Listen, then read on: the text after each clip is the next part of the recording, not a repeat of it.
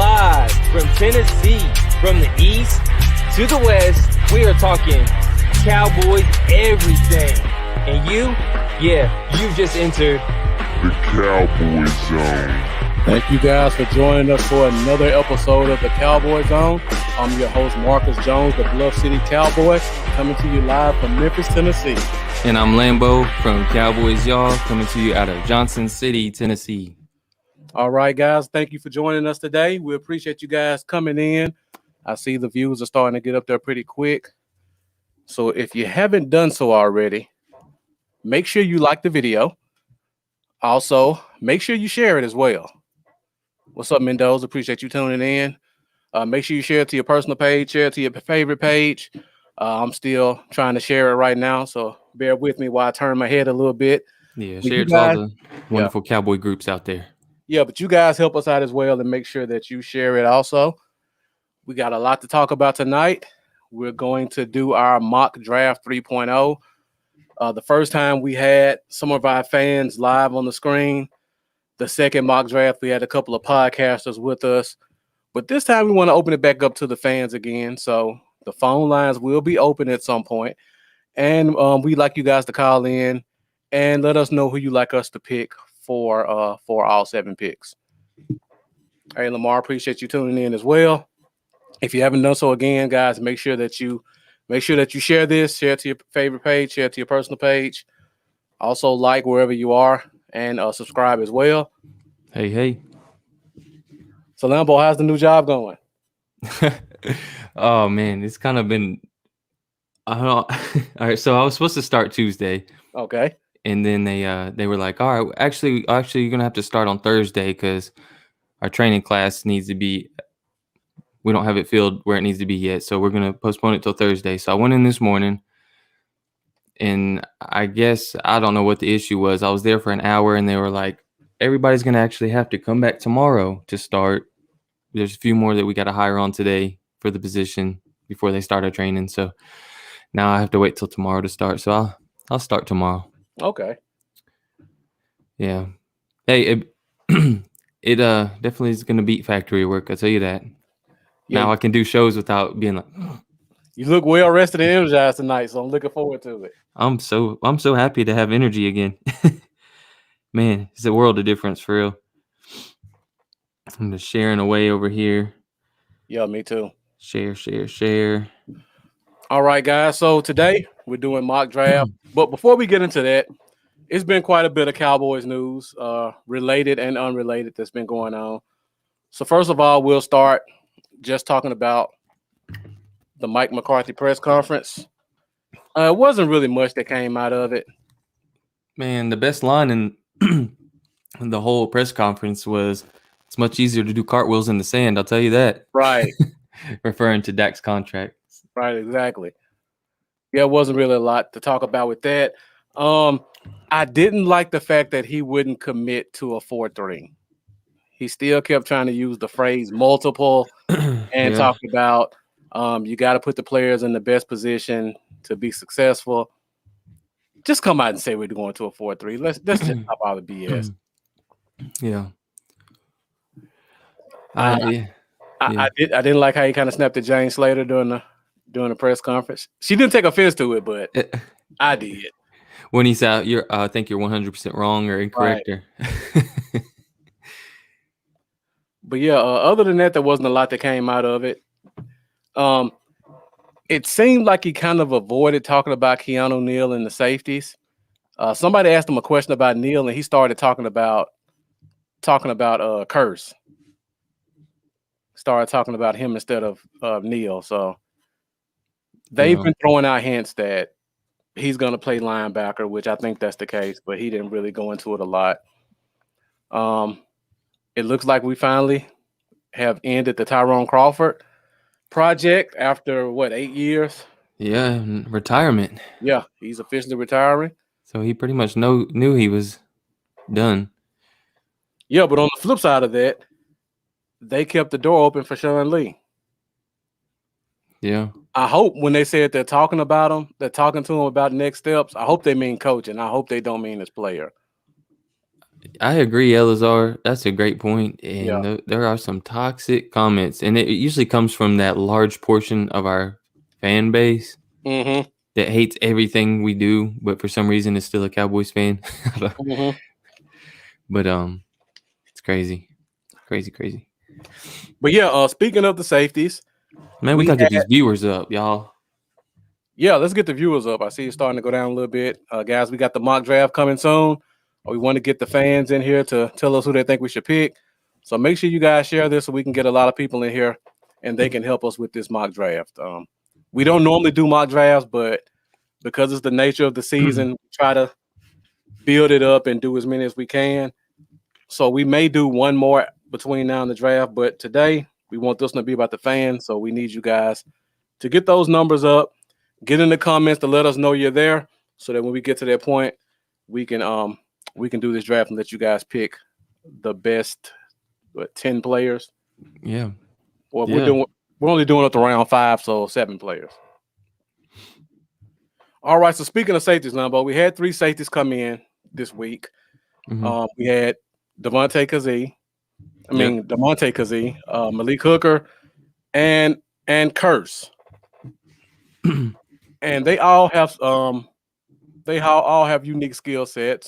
They're actually a lot more similar than people think. The only difference between the 3 is Curse doesn't have the injury concerns as the top 2 guys. So just starting off, let's talk about the top 2 between Hooker and Kazee. What do you think about them? Kazee, obviously they both have the injury concerns and injury history. Kazee's definitely on the smaller side, Yeah. but he is more versatile. There's probably more ways we could use him Mm-hmm. on our defense than in which we would be able to use Hooker. Yep. I like everyone. Of course, everyone sees the potential in Hooker and feel like he still has a ceiling that he hasn't hit yet because this injury bug. Okay. I feel like he still ain't got a chance to really hit that ceiling. But is he ever gonna hit the ceiling? I will say I posted on my page earlier about this. I hadn't really seen it in many other places, but Mike Fisher had got on his YouTube earlier today, and he said that he felt like he needed to say this because a lot of people were reporting that they both had received offers or discussed offers of the Cowboys. He reported that KZ did get an offer, but Hooker left without one and has not got one. So looks like the medical evaluation might have went a little better for him. Yeah. That's what I'm thinking. I mean, you got to look at Hooker the past 2 years. He's dealing with an ACL 1 year, Achilles the next. Those lower leg injuries can really zap a player's athleticism, especially when you're talking about an athletic position like safety. So I've been seeing just people saying that's all the smoke screen just to make sure they get the guy they want all along. Mm-hmm. Do you really think that we had interest in Hooker, or do you think that was kind of a smoke screen? I do think there's interest. Okay. I think there's interest. I think they know that the talent that he has if he can stay healthy. Mm-hmm. But regardless of if we get one of them, which I think we will, I don't think it's going to affect how we draft anyways. Yeah. I do think if there's a safety that we like sitting there in the second round, they will pull the trigger on them. Right. And again, hopefully. The best ability is availability. And if it's true that he had a medical check and that check did not come back the way they wanted, it only makes sense for the team to pass up on him because we have enough half-year players. We look at LBE and guys like that. You can't, if you have one guy who's healthy and another guy who has some injury concerns. I mean, I know we all like Hooker. We like the name. We like the pedigree, former first-round pick. But sometimes you just got to look at it for what it is. Right. I mean, their stats are similar. I wish I made a chart tonight to show how similar their stats are. But Kazee has started, I believe, 2 more games, but he has 50 more tackles, and he has 3 more interceptions, and he has about 5 more pass deflections. So as much as we love Hooker, when you put them side by side and look at the statistics, because he is not that far behind. I agree. People just don't like him because he's 5'8", 175. Another interesting point. And Elohim, thank you for joining us. Eric Berger, appreciate your support as well. Make sure you share this. Make sure you continue to leave some great comments. I said about 15 more shares. Yeah, so like I was saying, Kazee actually plays strong safety as well. You talked about the position flex. He's played free safety. He's played strong safety. He's also played some nickel. So he's another piece that you could move around the board with this team, along with the Keanu Neal. And people seem to love to have that consistency in terms of players. You have two players in Neal and Kazee that have played together pretty much their whole careers. So that's another thing that you could think about, that those two guys will be able to play off of each other well. So I'm looking forward to seeing what they do with that. Now, there was a third safety that come in, and this is the guy that they actually signed. And that is Curse from Detroit. Now, I know quite a bit about the guy because I'm a Clemson fan. But Lambo, do you know much about him? I know he's got great size. That's about all I know about it. I know that he's going to contribute on special teams. Yeah. That he should be almost, in a way, depth behind Neal. Right. In the same kind of role, maybe similar to him. 6'4", about 215, I believe it was. He's close to the 220, but yeah. 220. Big guy. I mean. Yeah, very big guy. Other than that, I don't honestly know too much about him. Okay. So Boss Cowboys going live at about 8 o'clock. Okay. He may have me come in and talk about Curse. So I don't want to talk too much about him until Boss Cowboy gives me the say or not. But I will say this, and JD Callahan makes a point. He only has one career interception. That's true, but he doesn't have a lot of starts. If you go back and look at his time in Minnesota was loaded at the safety position. I mean, they had Anthony Harris as a backup at one point behind Andrew Sandejo and Harrison Smith, which is a perennial Pro Bowler. And then they also had George Iloka. So that safety room was deep, and it was hard for him to get on the field in Minnesota. Then he goes to Detroit for 1 year. He starts 5 games, does pretty well. But they mostly played him as a strong safety. He almost played exclusively at the line of scrimmage. So because of that, it was hard for him to get interceptions. But he has a lot of tackles for losses. And like Eric Berger says, he adds depth for Wilson. Helps confirm Neal to the wheel spot. Jalen the Sam, definitely. I see you a Patrick Walker. I was about to say, I was gonna say I see some Patrick no-see science. Okay. Now, another misconception about him, you talk about depth for Wilson. He can play free safety as well. Don't look at the one interception and think he can't play free safety. The guy has range for his size. Yeah. And he played exclusively deep middle free safety all throughout college. And he also has played some nickel as well and some wheel linebacker. So this is another guy. He gives you a lot of flexibility in what you want to do. When he was at Minnesota, he played some nickel in their cover 3. He played some wheelbacker as well. He's actually bigger than Neal. So if Neal gets hurt and you want to keep that great coverage ability, you could throw him in at wheel. He's not a household name, but if he had to start a couple games at safety, I wouldn't be upset about it. Looking at the tape, I think he can give us as much or more than Xavier Woods has given us the past 4 years. I say that with confidence. So I'm really looking forward to that guy. And I see Mendoza talks about Browning at Mike. See who he's going to be drafting. Definitely a possibility. Mendoza asked a great question. Do you think Washington will be off the board with the potential KZ Lou here? Definitely not.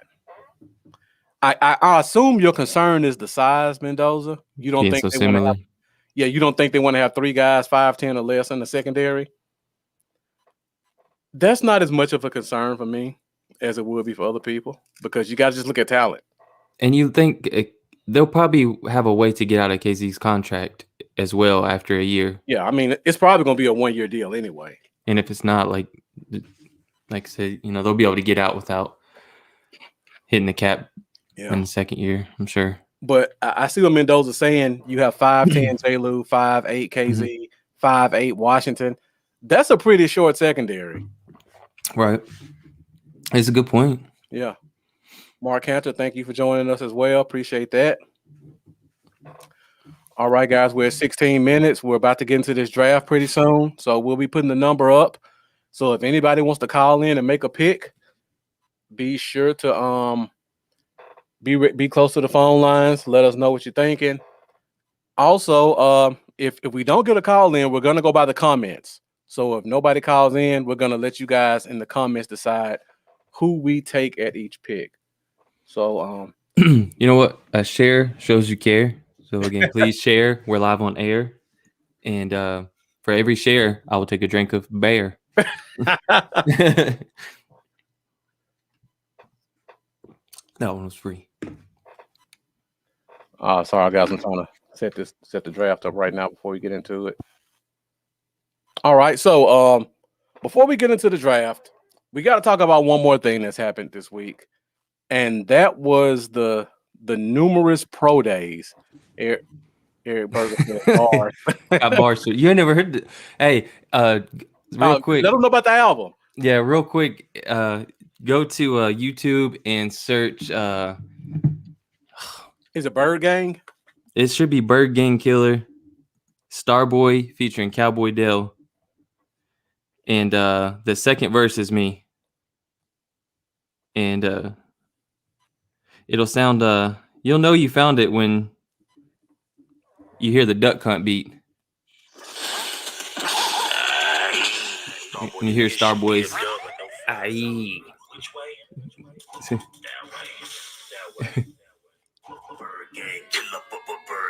Yeah. You guys didn't know Cowboy Dale was a rapper as well. He's multi-talented. I'll give you a quick little snippet. Yeah. Mark Cantor, we're not doing trades, but you can do whatever you want. We're leaving it up to you guys. One quick verse. Clipping Eagle Dome. Can't fly home, it's a no-fly zone. Business in the front, party in the back. We purging birds, got them held down like toe straps. All right. You got a YouTube if you want to hear the rest. That was Cowboy Dale's verse, right? Yeah. Okay. Shout out to Starboy. So before we get into the draft, we got to talk about this because we had a couple of pro days that sparked a lot of interest this week. And it was 3 guys who are potential picks for the Cowboys.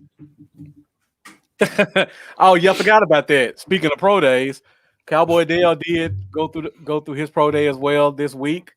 He matched up pretty well with Patrick Surtain, at least in size. Everything else, everything else I'll let you guys see for yourself. But it was a very entertaining pro day. I don't think we're going to see him with a star on his helmet anytime soon. Unfortunately. Yeah, we had a couple pro days this week. And we had 2 top corners. Backtracking on that, it looks like the corner market has kind of thinned itself out because Caleb Farley is having another back procedure, which will be his second one in 2 years.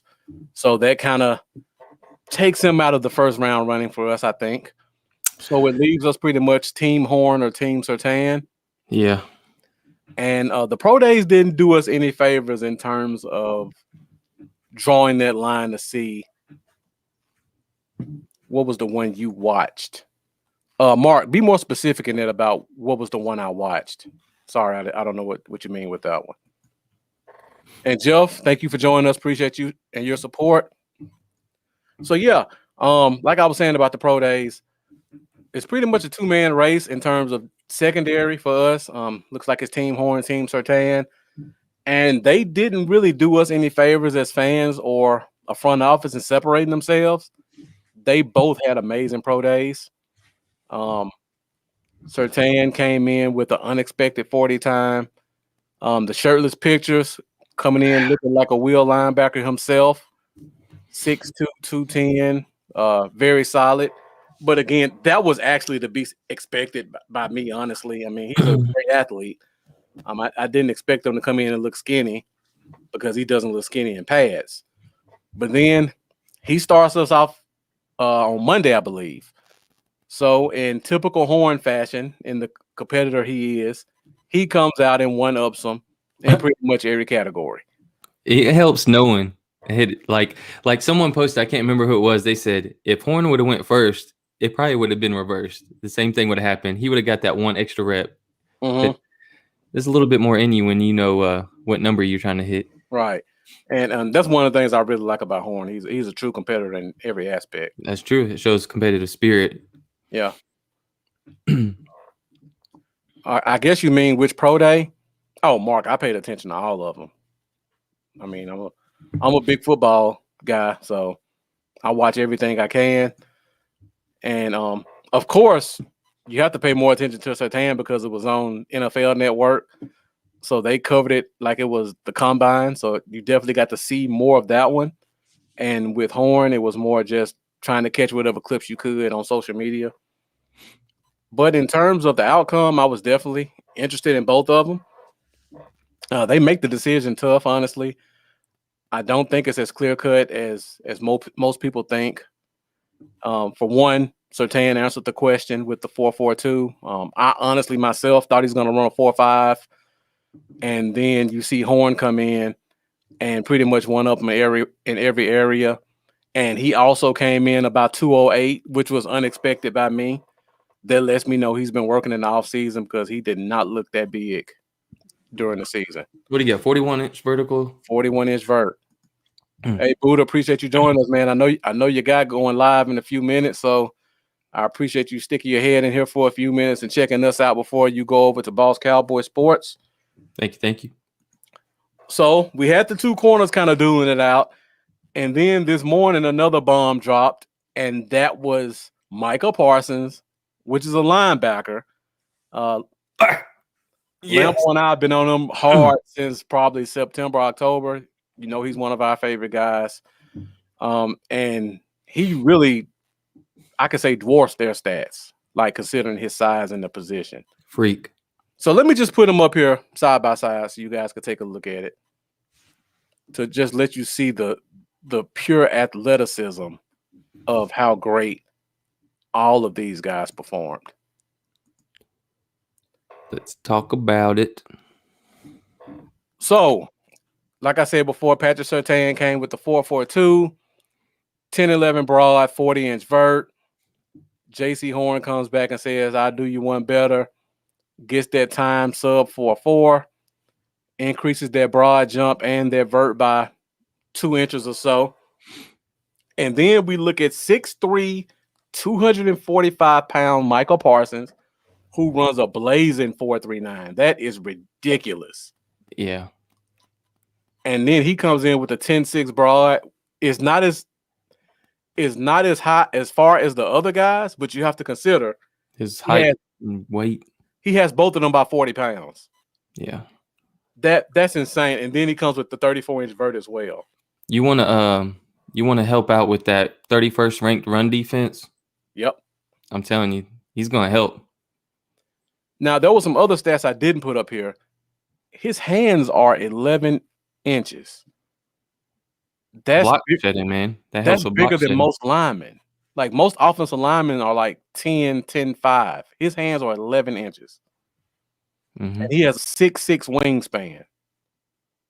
That's good for block shedding right there, man. Exactly. That tells me it's hard to get your hands on him, and he has the hand size and power to rip and shed and get to where he needs to go.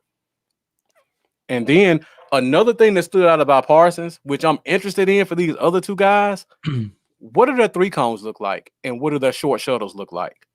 Yeah, we didn't see those. We didn't see those. Now, for me personally, I think if we saw Surtain's, that would explain a little bit about why we thought his time was so slow.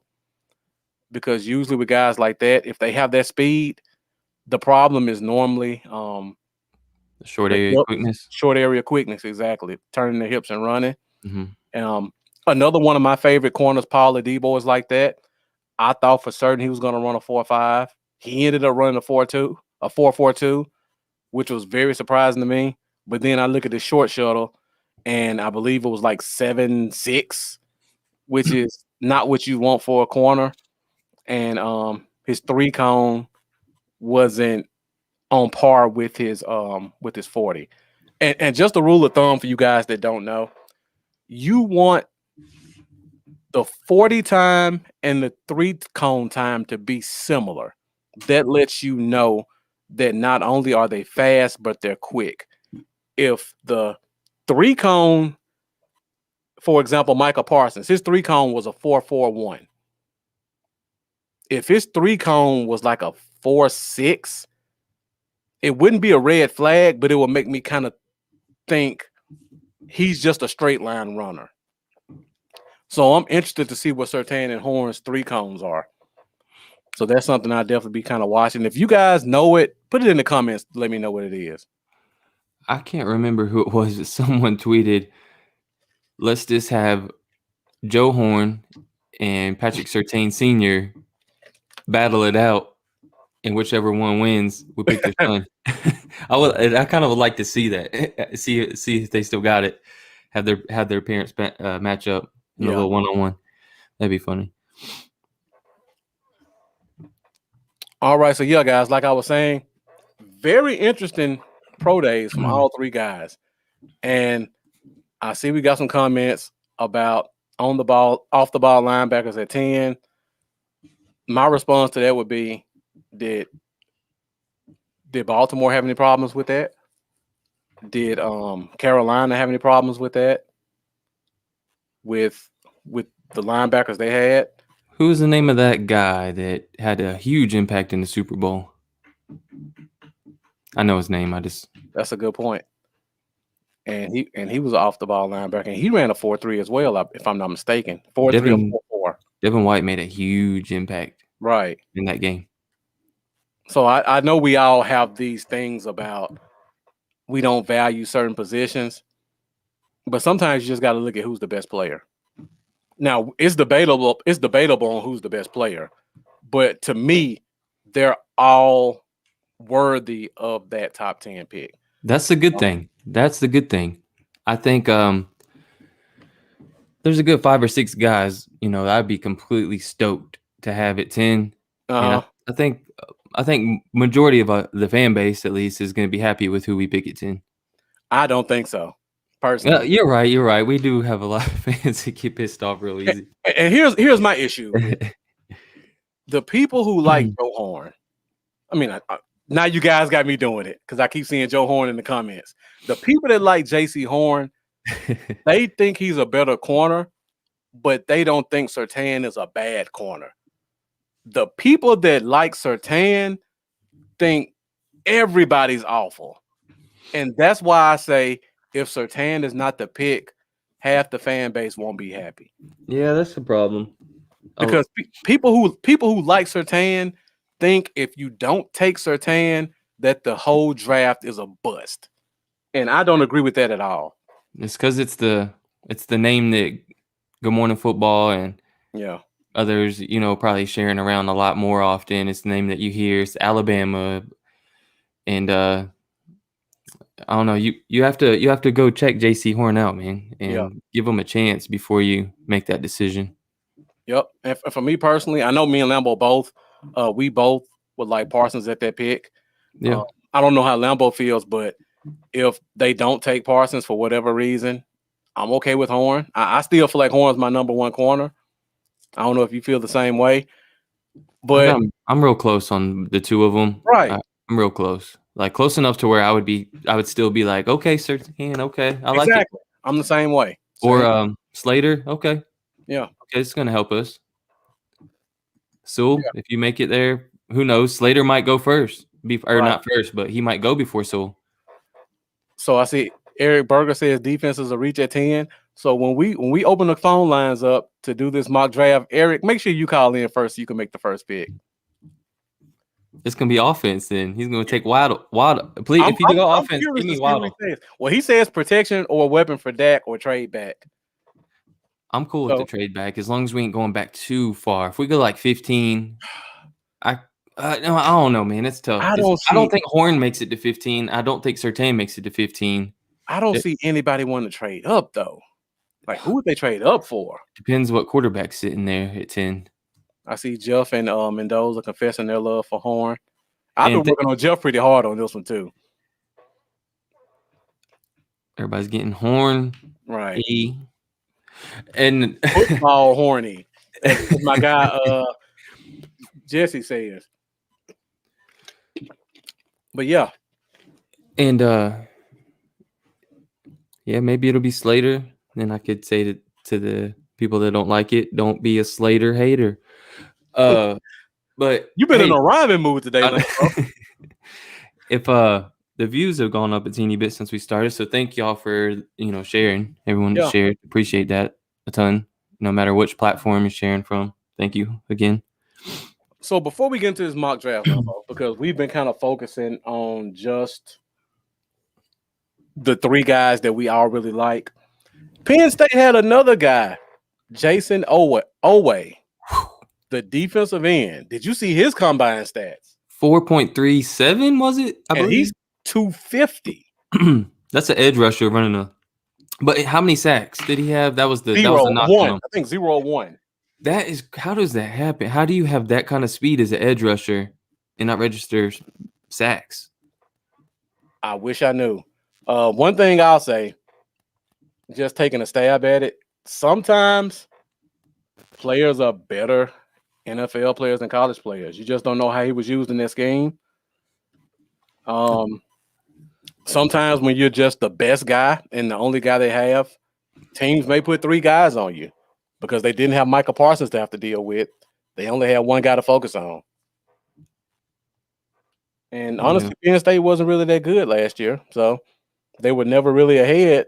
So there wasn't a lot of need to pass the ball on. And how many games did the Big Ten play last year? Was it 6, 7? It was shortened. I can't remember exactly. I think the only thing that stinks about that is I would still take a shot on somebody like that, but I wouldn't want to draft him where he'll probably go. Like, I feel like because of that speed from the edge rush position, he will get overdrafted earlier than he probably deserves to go based on his college tape. But we'll see. Let me ask you this thing, Lambo. How high do you think he goes after this combine? Do you think he may be a surprise top 10 pick? You think he goes that high?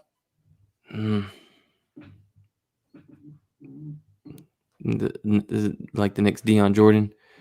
Yeah. You think somebody like Philly could say, you know what, this is a great pass rusher, we might need him?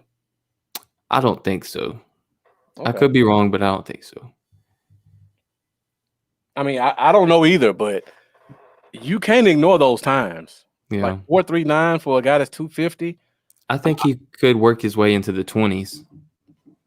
I mean, I pulled his stats up. They were almost identical to Montez Sweat. Well, his were actually a little bit better in every category. Okay. So that's a good comparison if you want to kind of figure out where you think he'll be drafted at, because late teens, early 20s. Yeah. Or it could be higher because it's such a draft. And we see people draft people. There's always those surprise picks in each draft. There's always a few teams that will really take somebody way earlier than you thought they were going to. Yep. It happens every year. You guys that follow me on Facebook, Raiders especially, do that a lot. Yeah, definitely. Okay. All right, I see me and Mendoza got some of the same people. The order's a little different. Mark Hampton says 25 to 32. I could see that. That's around the same place that Sweat went. Look. I just think a guy that runs a 4.3 whatever as a defensive end, somebody's gonna reach. Yeah. I would have to go back and look at how many 3-4 teams are in the top 20. Like I'm looking at a team like Denver, for example, at 9. They just signed a corner, I believe. Their receivers are okay. Kyle Fuller. Yeah, their receivers are okay. Defensive line is solid. But I'm looking at Von Miller, who has this huge salary cap hit for this year. And then they got the other kid, Bradley Chubb, on the other side. This may be Von Miller's last year. Maybe they want to go ahead and backfill that spot. So I'm just putting it out there. Mhm. Pay attention to Denver for this Penn State kid. Fabian Beret looks like a new name. So appreciate you joining us. Make sure you get in these comments. Let us know what you think about what we're talking about, what you think about this draft that's coming up. Hey Fabian, And- how you doing? And as soon as I say it, Mendoza puts it up there about the Falcons or the Lions. The Lions are interesting because both teams are interesting because they have new defensive coordinators. So you really have no clue what they're going to do. The Lions need offensive firepower, though, desperately. So I just can't see them not going an offensive weapon. Oh my God. Here we go. I don't want it. I don't want to edge at 10. Mark Cantor, this is the name that keeps me up at night. That's the I name. pray he does not have a good combine and Jerry starts talking that war daddy crap. Mhm. I pray it doesn't happen. But I could see Greg Rousseau running a 4.6, 4.7 at 6'7", 280, and some eyebrows start to get raised. And that would be – there's not a lot of picks at 10 that I would be upset with. This is a pick that I'd be very upset with if we made it. Welcome back, Taco Charlton.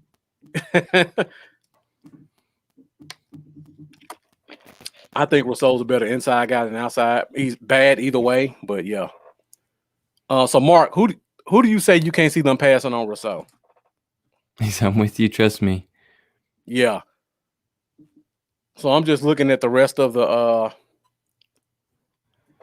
It's too rich for the Jets, but if he goes to the 20s mark, I could definitely see the Jets being that team that would trade back into the first form. Let me just look at. I'm just doing a real quick look at the first round to see the order. The Giants may have some interest. They're in a 3-4 at pick 11. That's another team. Mark that one as well. The Giants have 0 pass rushers, and they just lost one of their best D tackles.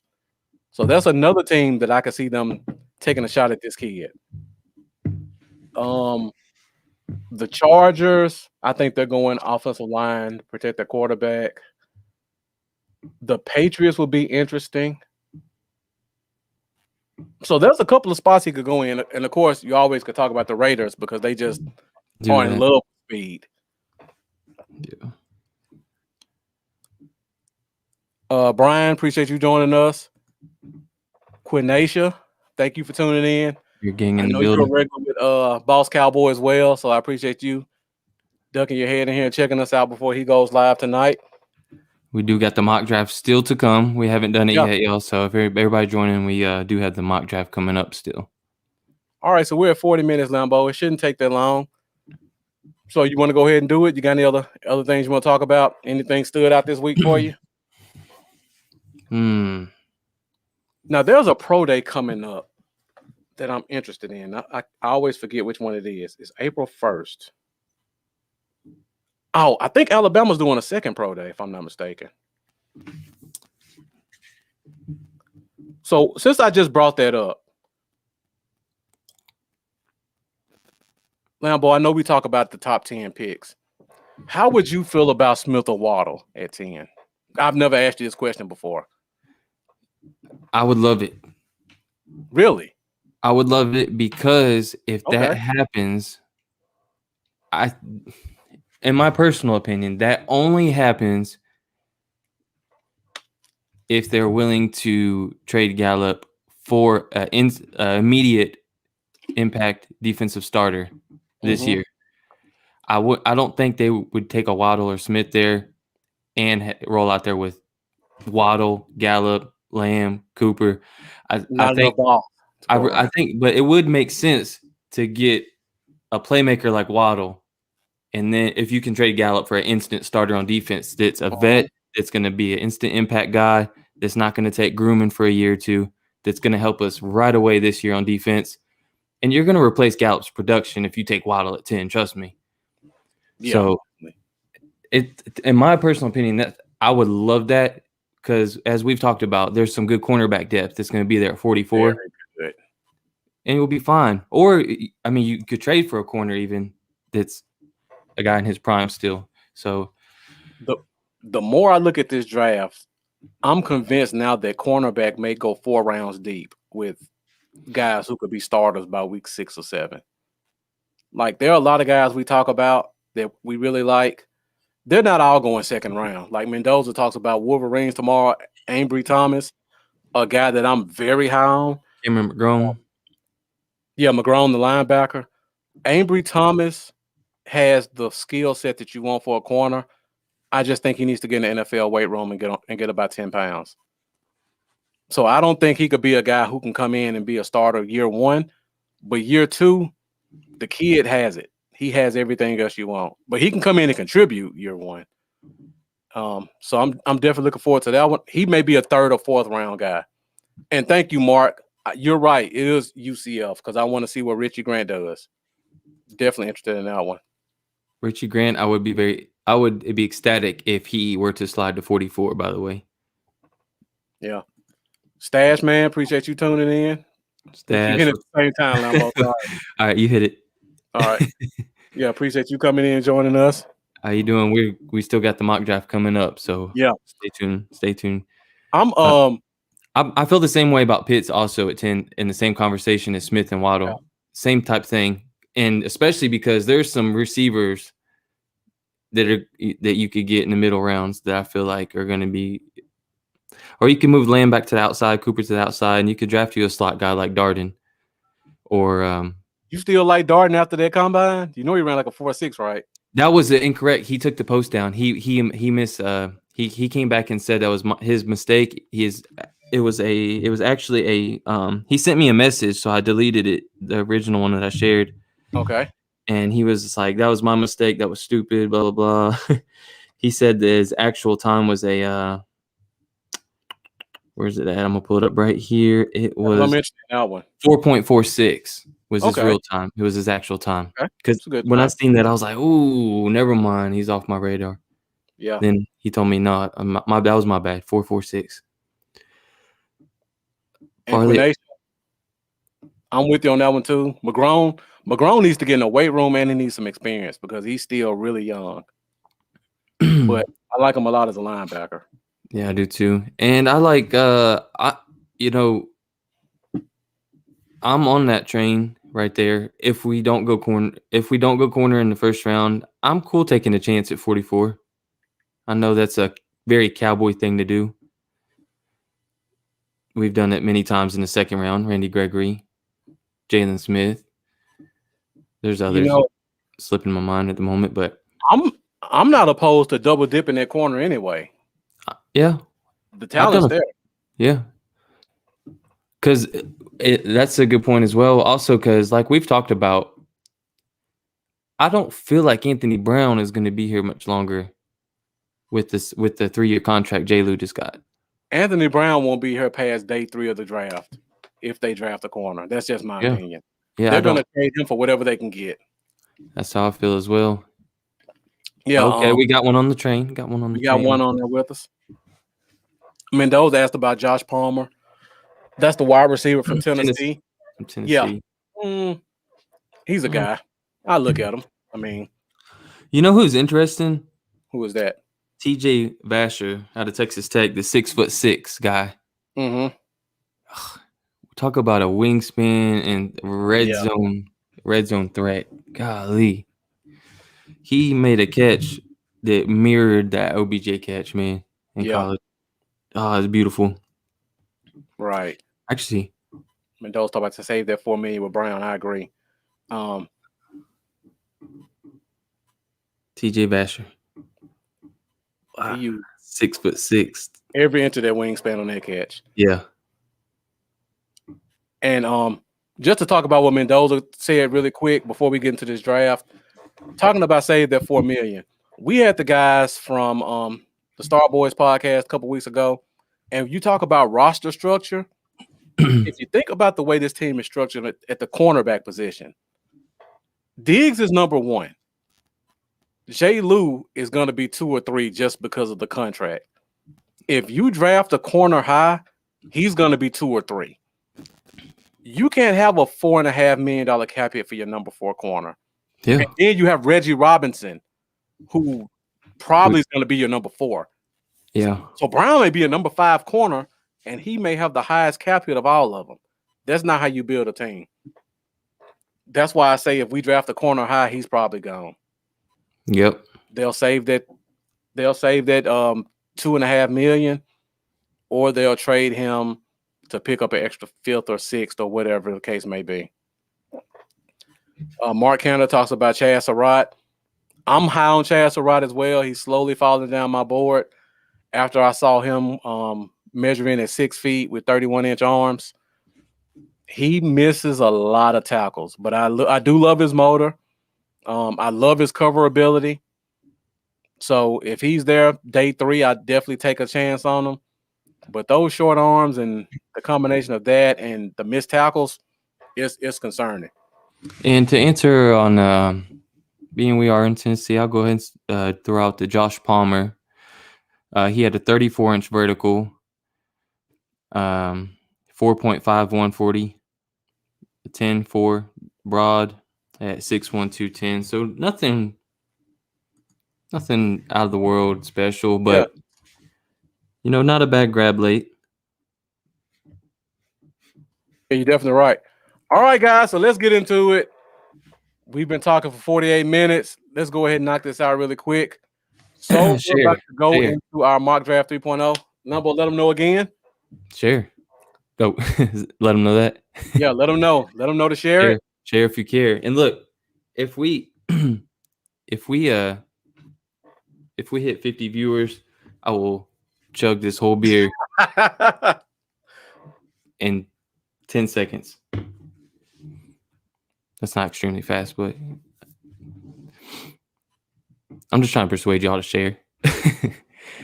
Well, let's do this, man. All right, guys, let's get to it. So Lambo likes the Pro Football Focus draft. So we're going to roll with that one today. And let me put this phone number up there to see who wants to be our first caller to make the first pick. So phone lines are now officially open. So whoever wants to make the first pick, be sure to call in right now. Let us know what you're thinking. Charlie, what's up? Charlie Moffitt, great job with you guys' podcast. I saw your first episode. I can't wait for you guys to start going live. And Lambo and I definitely can't wait to come on and support by being a viewer or a guest or whatever you guys need. And once you guys get things up and running, we'll definitely have you back over here with us as well. All right. So did it already go through the first 9 picks? No, I was waiting to go through the first 9 picks. So did it let you set the speed of the picks? I said everything to fast, yeah. Okay. All right, guys, phone lines are open. So we'll wait another 30 seconds. And if not, we'll go through the simulator and we'll let you guys in the comments pick it. So if anybody wants to make that first call, let me know. Mendoza says when you want to call in, but you're watching on your phone. I think a lot of people do that as well, Mendoza. That's probably why a lot of people don't really have a lot of call-ins as well. Because I know I do it myself. Yeah, I'm usually always watching from my phone. So just grab if y'all got a wife in the house, just be like, hey, babe, let me use your phone real quick. We got an Atlanta number calling in. All right, ATL, you're on the air. Let us know who you are and where you're from.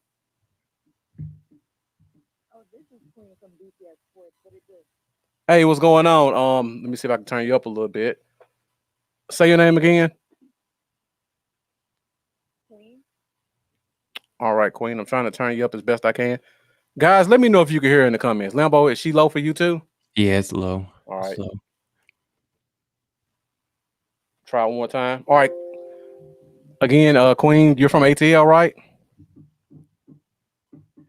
Yep. Okay, that's louder. I can hear better now. Okay, so we got Queen in representing BCS Sports. If you guys don't know what that is Boss Cowboy Sports.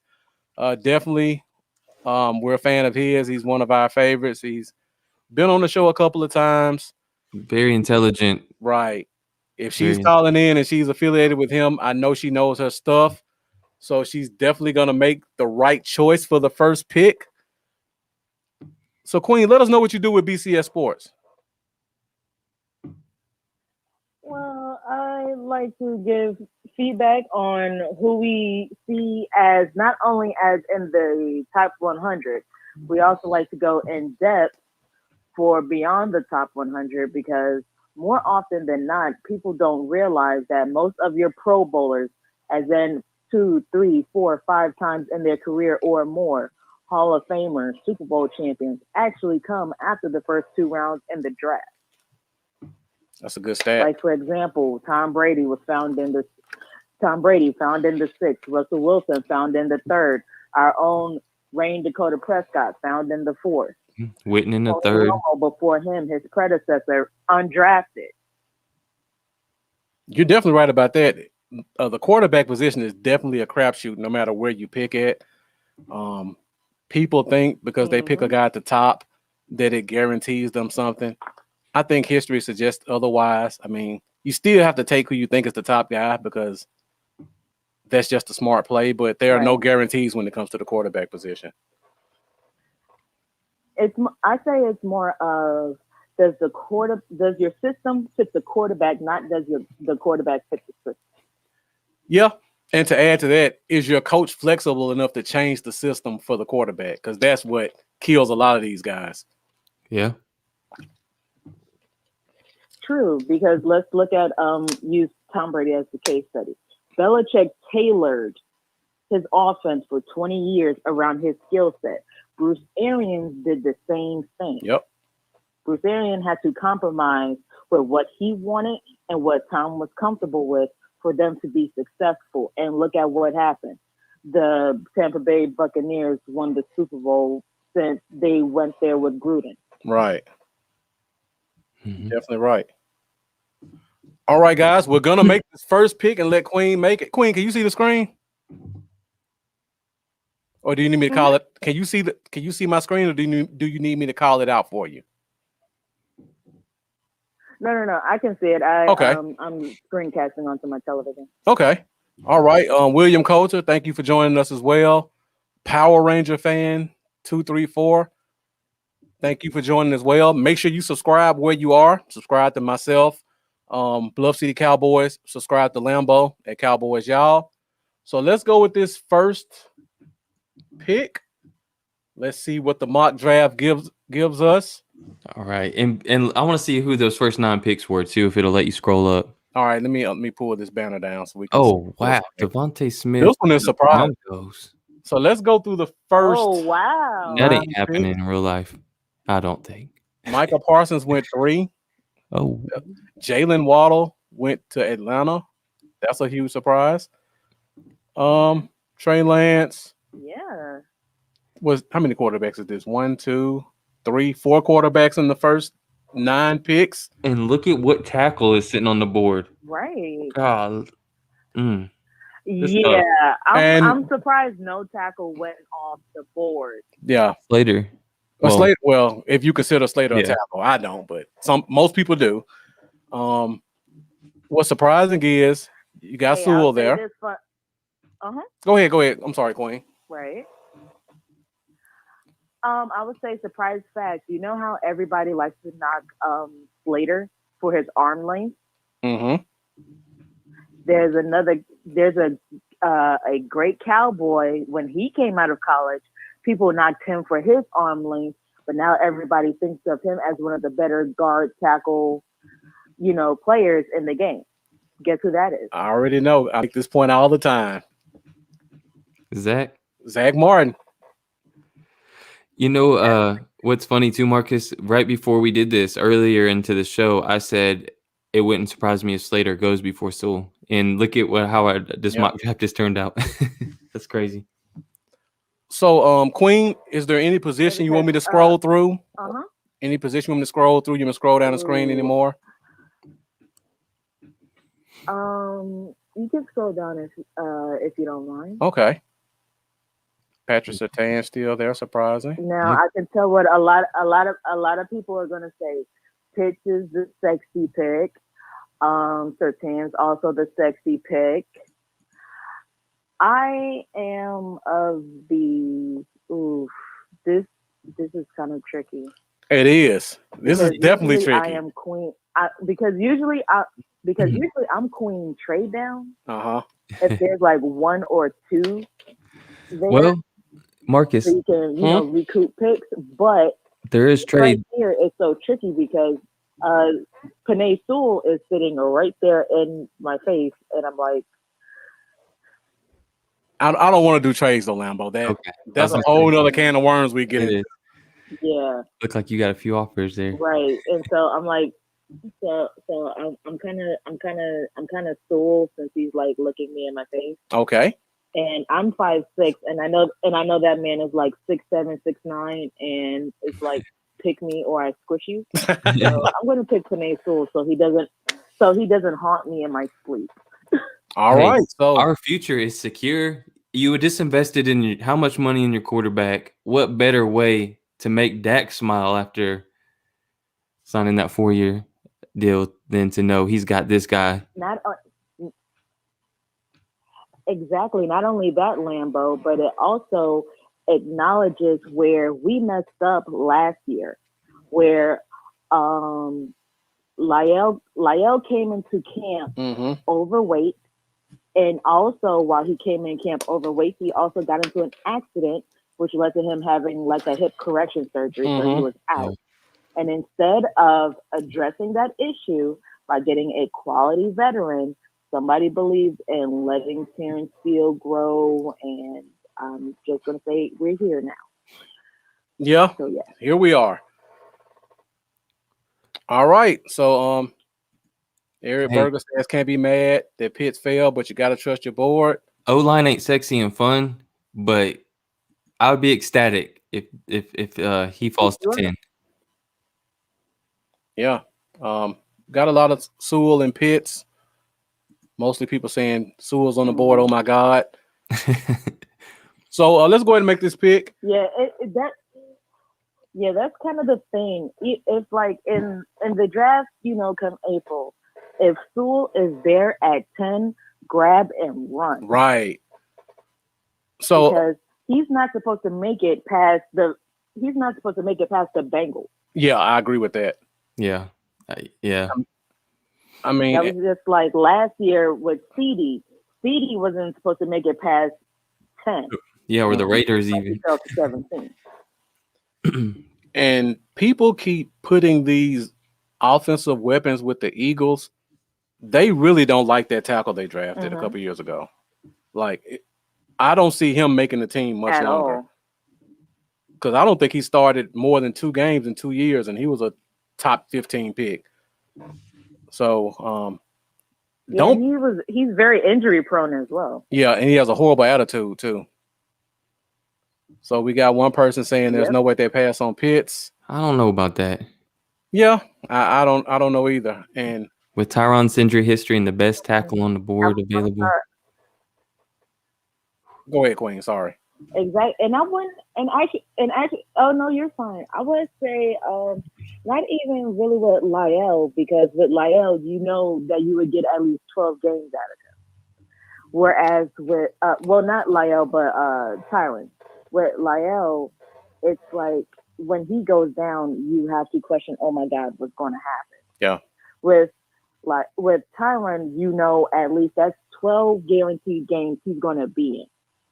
So with Sewell in this instance, right, hypothetically, you would have at the middle of the season, you'll give Tyron a break, like a 3 to 4 game break, where he can rest his body, and then you put Insul, have him sit, get like a vacay for a minute, get his body right, come back and make that final push. Exactly. All right. Well, Queen, before we let you go, Because I'm sorry. So- Go ahead and finish your thought. I would say that's kind of a lot of things like the Buccaneers, the Chiefs, a lot of the Super Bowl championship teams from the past 5 to 6 years, they will rotate certain guys out of the offensive line to give their understudies some game reps. So that way, when the playoffs come around, if God forbid that starter gets hurt, they won't be up a creek without a paddle, to similar how the Chiefs were when they lost 3 out of their 5 offensive linemen towards the Super Bowl. Yeah, you're right. He's starting somewhere on that line. He ain't gonna, like, if he gets picked at 10, he's gonna be on that line somewhere starting, I believe. Definitely. They pencil him in at left guard, or Collins back to left guard, him at right tackle. Connor for the guard spot. Yeah. Yeah, he'll hold down the left guard spot. We'll have easily the best O-line in the entire NFL. And then when Tyron goes down, you bump him right out to left tackle. So he won't be just sitting there at swing, I don't think, not taking reps during games. He'll come in there and be a beast of a left guard right next to Tyron. Well, Queen, before we let you go, and before go ahead. Sorry. I was going to say, one guy keep an eye out is David Moore, the guard from Grambling. Mm-hmm. Okay. He is a mountain of a man where whoever comes in front of him cannot move him. I call him Captain Blindside because he moves you, but he will not move. Yeah, definitely one of those project guys. Before you talk about that, Lambo, Queen, before you go, let people know where they can find you at. Let them know where they can find BCS at, and we'll take this next caller and talk about this news that just broke. Well, you can find me over with Boss Cowboys over at Boss Cowboys Sports, where we always just give you what you need, not what you want to hear. But as we say, you always get fed with a good hamburger, not just steak. Thanks, Queen. All right, Queen. Thank you for joining us, and we appreciate your support. All right, have a good one. All right, you too. So this is a 1-year deal, like you said, Marcus. Okay. So that's not going to KZ has been signed to the Dallas Cowboys. He did not even he visited Lions today. Yeah. They didn't give him time to work nothing out. It's a 1-year deal, so we're still wide open at drafting the safety of the future if we want to. Exactly. And like I said earlier in the show, there was no offer made to Hooker. So it appears we could double dip. They could double dip. But if you're Hooker, do you really want to go to a team where you're having to go into a battle versus an instant starter? If his physical is what we expect, he may not have a choice. Yeah. And what better way to build your reputation than being the starting safety for the Cowboys, who haven't had a great safety in 12 years? One great year for Dallas puts you on the map at safety. All right, guys. So we're at pick 44. We're going to try to get this thing moving a little bit quicker now. But Queen was just dropping knowledge. She was too good to cut off. Every time I tried to move to the next pick, she dropped another gem out there. We just have to let her keep going. So, Queen, thank you for joining and making that first pick. You really set the tone for the draft.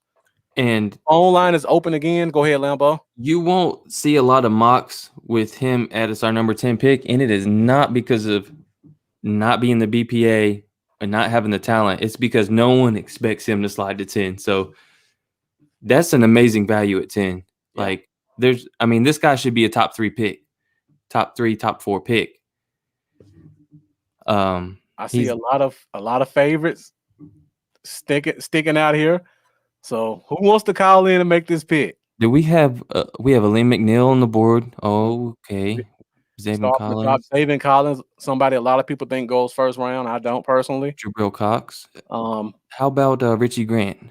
Richie Grant is still here. Oh, this is interesting right here. See, I know who my pick is. Eichenberg is still here, which is surprising to me. Yeah, that's another one. Javon Holland is Greg Newsome. Greg Newsome, everybody's high on it. Think he may be a first rounder. Marvin Wilson. Let's go back and look at who's been taken so far. Yeah. And by the time we finish this, or nobody calls in, Lambo, guys, let us know in the comments who you like. And by the time I scroll through this, if nobody calls in, we'll go ahead and make the pick. All right, Farley went 13. All right, the guy we just talked about, Jason Oweh, went 16 to the Cardinals. I can see that they just got rid of Hassan Reddick, so he would come in and pretty much replace what he did. Rashad Bateman went to Oakland, which is a surprise. Darrisaw. Kyle Pitts made it all the way to 19 to the football team. Boy, that would be scary. That would be a freaking nightmare, dude. Yeah. First of all, he should not slide to 19, but if he did and fell right to Washington, I'd throw up. I would freaking throw up. I see Mark Cantor says double dip in the second. I assume he means Leatherwood. I'm not sure. Where is he on these rankings, by the way? Leatherwood is right behind Collins. Right behind. Okay. All right. Asante Samuel winning the first.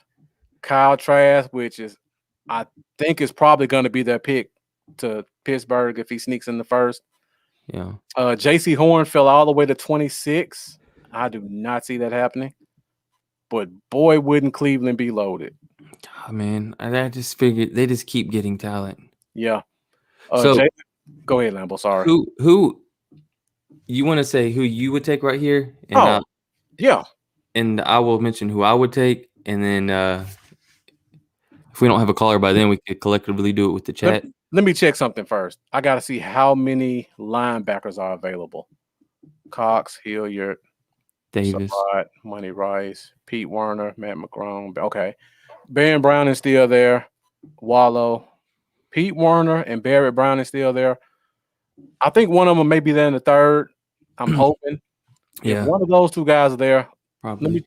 Let me check safety, even though for me, Richie Grant is kind of a blinking light. I know my boy Cisco is always going to be there for me. Hamsa's still there. All right. So nobody's called in. Hadn't been a lot of comments. Guys, get in the comments. Let us know who you wants to pick here, because if you don't, Lambo and I are going to talk it out and decide who we want. Sertan went all the way to 29. See, that's the only thing that sucks about these mock drafts. Yeah. Because that's not realistic at all. I agree. Boy, it was a lot of tackles. Vera Tucker, Little, Cosme, and Reddins is more of a guard than tackle, but I see why they got him there. Okay. You know, Shane, I could see the Cowboys possibly trading back into round one with one of those thirds. Rhett Vandermark says check the corners. It depends who slides. Obviously, in what they have them graded as. Let's see what the corner list looks like. Tyson Campbell, Aaron Robinson, Javon Holland, Greg Newsome, Melifonwu, Stokes. You know, interesting stat on our man Richie Grant. He's played 2,658 snaps on defense in college. Mm-hmm. And out of the 2,658 snaps, he's only committed 2 penalties. All right, Lambo, it looks like the comments have spoken. I don't know who would you take in this position? Give me Richie Grant if he's there at 44. Okay, and the comments kind of agree with you. Got Grant right here. Take Grant. Mark Hanna says Pete Werner's usually his guy. William Coulter wants to double dip with Leatherwood. Queen says safety or linebacker, so that's either Collins or Grant. One thing about this is we have to consider who's going to be there in round 3 at corner, because do we want to wait another round on corner when we could possibly get a Washington in the 3rd round? My saving grace for this would be Corners deep in this draft. Mm-hmm. Corner's going to be pretty deep next year too. That's true. And there's still a lot of free agent corners out there that we could probably tap into. For example, I don't think Richard Sherman signing anywhere until after the draft. Yeah. He's a veteran. He can take his time. His name already has clout. There's no rush for Richard Sherman to sign anywhere. Yeah. And then you got a list of other guys who are pretty much going to be at the mercy of the draft anyway. Yeah. Samuel Jr. is gone also, isn't he? Yeah, he was a first rounder. Okay. So, all right. So it looks like pick number 2 is going to be Richie Grant, the safety. Yeah, I like it. So you right here. Okay. We're 2 picks into this draft. We have the best tackle and best offensive lineman in the draft, and we have the best safety in the draft. Right. That's a good start. That's a good start. That would be something to be happy about. So right here, I'm looking at this top list, looking at the names. Eric Stokes is a blinking light for me. Oh yeah, he ran good, didn't he? I believe he ran a 4.3. He ran a 4.3. Yeah, he's always fast. So for me, I'm gonna look at linebacker, D tackle, and corner. Yeah. So let's start at linebacker. Chad Surratt still there. Dylan Moses, Pete Werner still there. Matt McGrone, Baron Brown is still there. That one really catches my eye. Mm-hmm. All right. So I like both. I really like both Ohio State linebackers. And the reason for that is I think they can play multiple positions. Some of these other linebackers like Chad Surratt, he's only a wheel. Money Rice, he may be able to play Mike, but with that lack of athleticism, he's more of a strong. Dylan Moses is pretty much what you already have with Jalen. Matt McGrone's going to need a year. I would take him, but I would probably try to hold out, see what happens at 99. Let's go to, D tackle. Let's go D tackle next. I see a lot of D tackles I like. Those top 2 really catch my eye. Tyler Shelv and Jay Tufele. Bobby Brown. A lot of people like him. Milton Williams is a pro day warrior who's getting a lot of clout right now. Mustafa Johnson, that can come much later. Yeah. I didn't know Tonga was rated too low. Yeah, Tonga, you can get your big nasty real late with Tonga. Yeah. And who's there at corner? I see 2 guys right here. I will probably hold out, see what happens at 99 or 115. Let's go to corner because I want to see if there's a guy I feel like could start by week 7 for us. And I look at Eric Stokes. I call him J.C. Horn light. Yeah. Super aggressive guy. Joseph. Kelvin Joseph is another guy. The talent is there. The character concerns are there. But without those character concerns, he's going in the 20s. Yeah. Ambry Johnson, I think he's a 3rd, 4th round guy. Sean Wade still there. A lot of people still kind of high on him. Debo. Paula Debo, you guys know how I feel about him. I think he's a late 1st round guy. He's sitting here with a 4th round rating. All right, let's go to the comments and see what we got. This is tough. This is where it gets a little tough. I think one of those linebackers is going to make it to the next 3rd pick. Mendoza says take Stokes, then hope for Brown at 99. That's exactly what Lambo just said. I'm thinking the same thing. Charles Moffitt said 3rd round's a good time to pick up the fat 1 tech. So do you like Stokes over Joseph here? You think? A little safer, maybe. I don't know if it's safer, honestly. Joseph doesn't have a lot of experience. But that's true. The thing about Joseph can look like the best corner in the draft by far if you watch the right series of plays. Yeah. But if you watch the wrong series of plays, he looks like he just started playing corner before the game started. He has a lot of WTF moments. Like, what were you looking at right there? What were you thinking? Why did you turn that way? He has a lot of those. It's very inconsistent. Now with Stokes, I know I'm getting a pit bull, and I know I'm getting an athletic guy who's gonna fight for 4 quarters, and he's gonna have a chip on his shoulder because I really think Stokes believes he's the best corner in this draft, and he doesn't like that he's a SEC guy for a top team, and he has to listen to Surtain and Horn get all the hype, and he's just as athletic as them. So if it were me, I would probably take Stokes over Joseph. Okay. I like that. I like it. And thank you, Barry. Thank you, Barry. Take that. Cough, cough. Okay, Share to the Cowboys experience page. Cough, cough. That's good. Thanks, Barry. All right, so it looks like we're going Stokes at pick 3. The first pick in the third. But let's see what happens at 99. This is a real fun start. And so we're going straight to D tackle right here. I'm pretty D tackle and linebacker. Yeah. And okay. Neil's gonna play a lot of linebacker for us too, which is gonna help out some. Oh, Bobby Brown's sitting there too. I'll tell you, I love Jay Tufele. That is my guy. Bobby Brown, I like him too, but I love Jay. Let's go to linebacker. Let me go through D tackle a little bit more. And Jay Tufele ain't gonna be there after this round. Milton Williams is an athlete. I think you can wait for him. O'Brien Goodson. I just got to mention the Memphis guy. If I'm not mistaken, he's from my hometown. Let me check that out. Because I remember there was an O'Brien who played for my hometown team. O'Brien Goodson. Is that him? All right, let me go to linebacker while I look that up. Because I think this is here from my hometown.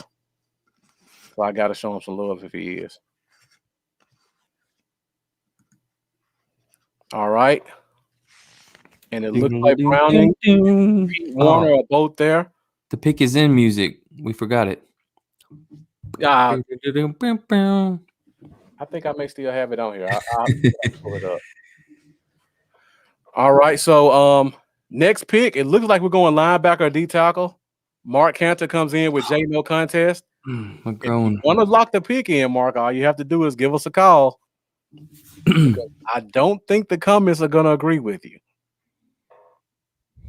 Phone lines are open. It looks like it's a 2-man race between linebacker and DT. So your Ohio State linebackers ain't going to be there either. So it's going to be between what do you value more between these two Ohio State LBs versus Jay?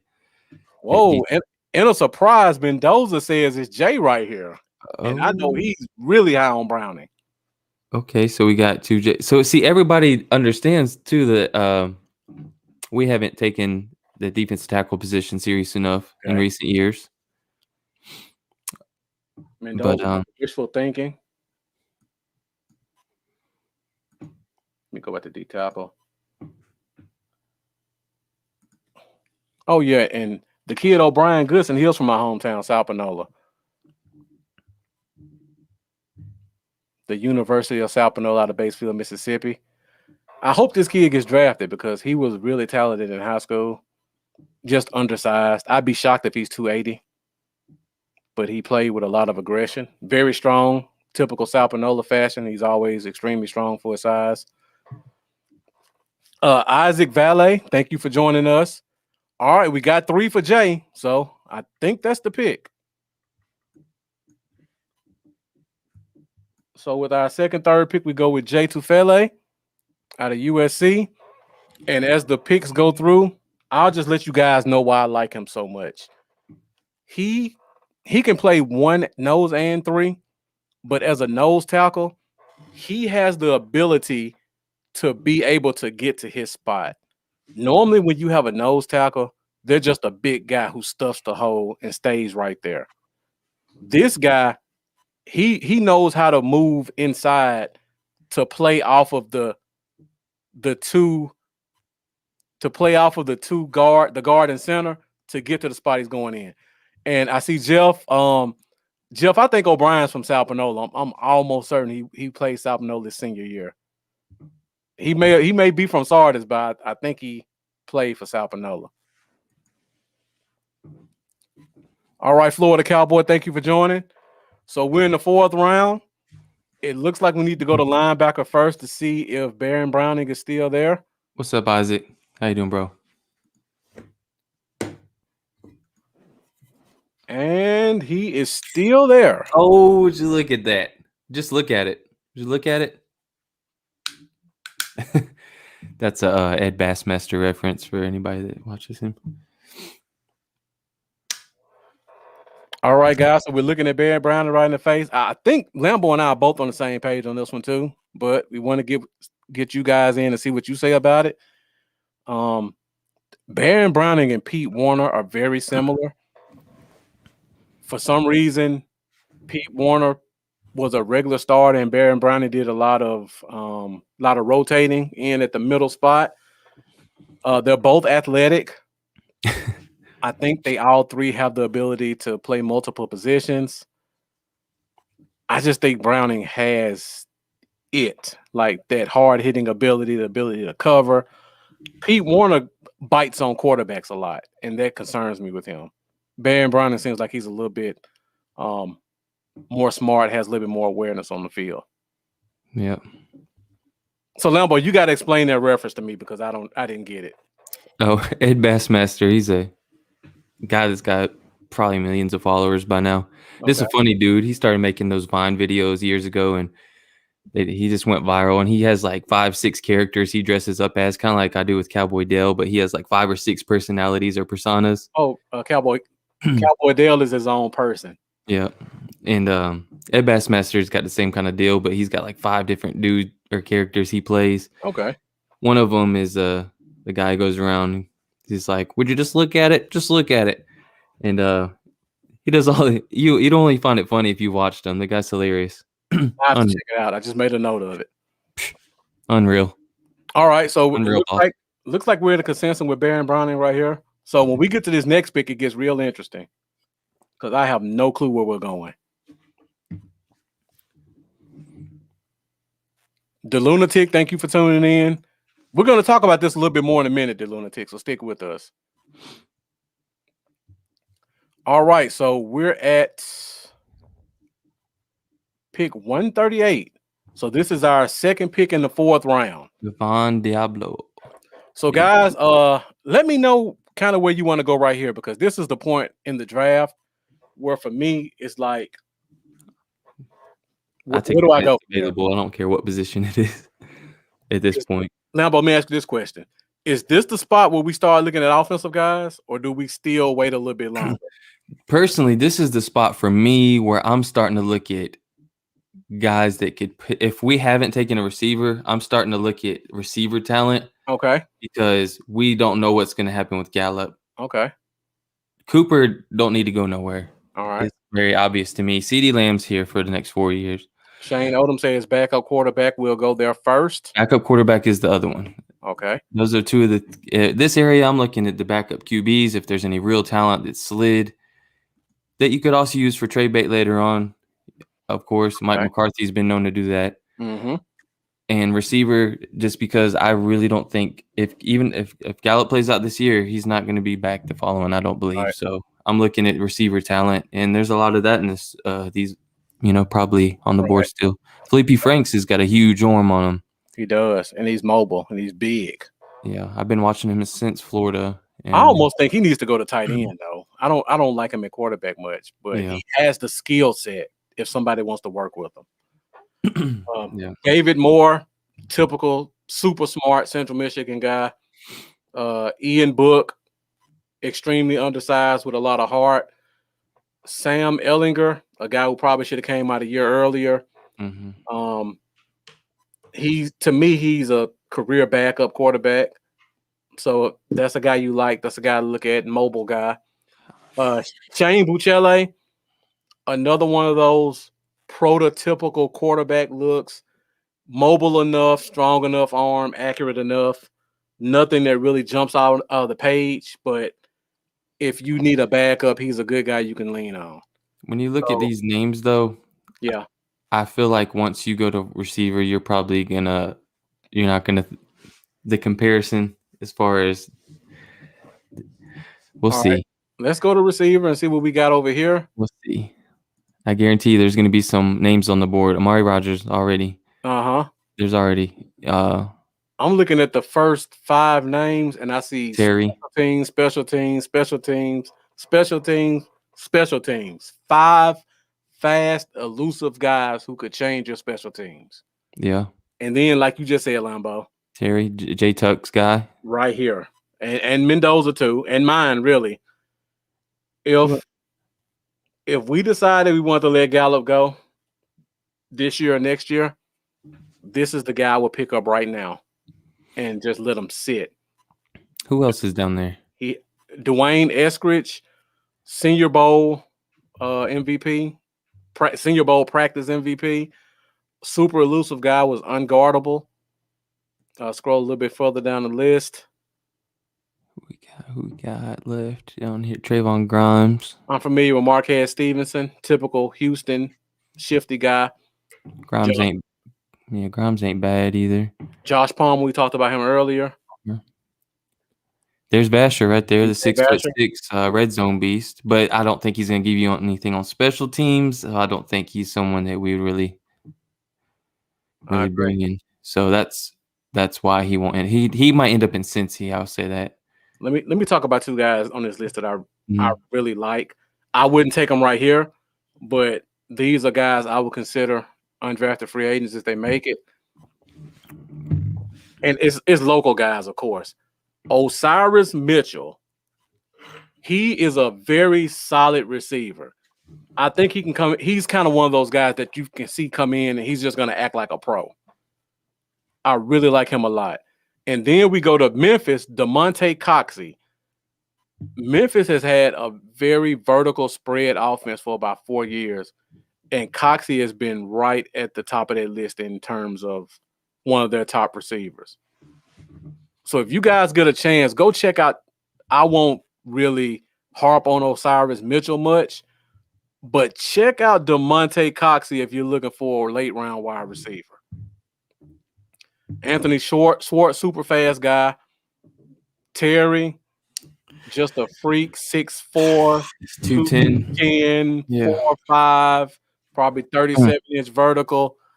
1,188 yards in 2019. What's his yards per catch? I bet it's like 18. I don't have it in front of me. Not listed.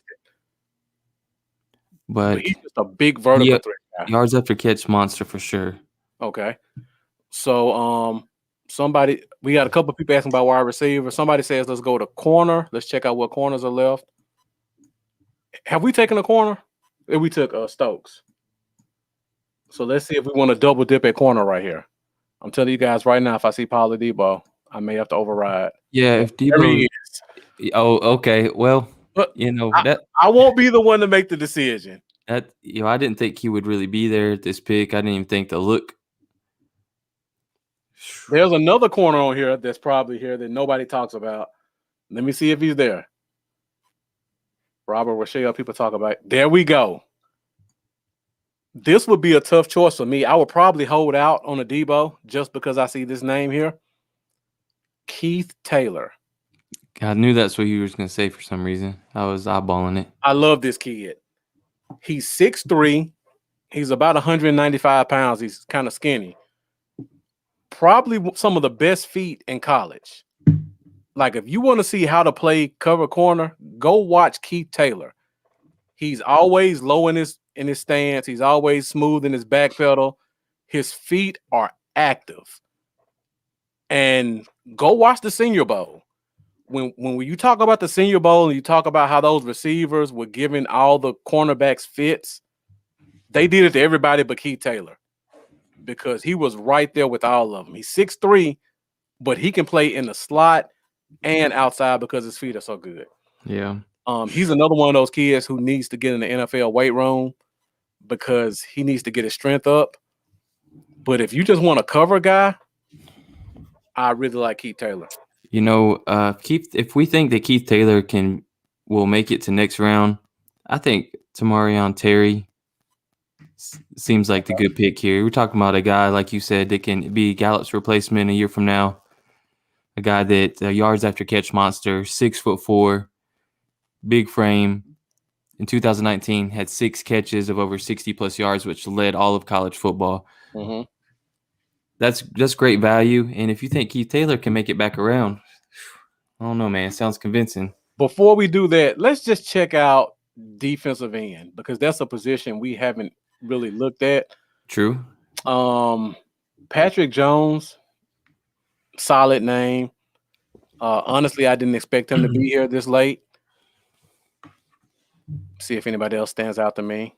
Patrick Johnson, Tulane guy, a lot of stats, but small school. Anybody else stand out? Charles Snowden listed as defensive end. I think he's more of a 3-4 linebacker. Taron Jackson, workout warrior. LeBron Ray, I think he's more D tackle than D end. Janarius Robinson is an interesting name, but I think you can get him later. Mm-hmm. Okay, not a lot of names there. Yeah. All right, guys. So Lambo says go with Terry. What y'all think? I'm leaning towards one of the corners. So either somebody call in and let us know what you think, or get in the comments and break the tie. If I had to say corner, I'll probably go with Paul Adebo just because. How far down was Taylor at corner? Taylor was at pretty much the top of the list. Or was he up? He was number 6 at wide receiver. Let's look at the all list. Yeah, I'm curious how far down he is on that list. Taylor might make it back around, but maybe not. 5, 6, 7, 8, 9, 10, 11, 12, 13, 14, 15, 16, 17. It's pretty low. I see a lot of safety names too. Yeah. I'm at 30. 3, 4, 5, 6, 7, 8. Okay. Yeah, he's not on his first page. So there's a good chance Keith might make it back around. Well, you mean Taylor? I mean Terry? Taylor. I said seemed like Taylor might make it back to the next pick, but he might not. Okay, but you like Adebo better. Terry and Taylor aren't on this page. Let's see what the comments say. The Lunatic says take cornerback here and wide receiver in the 5th.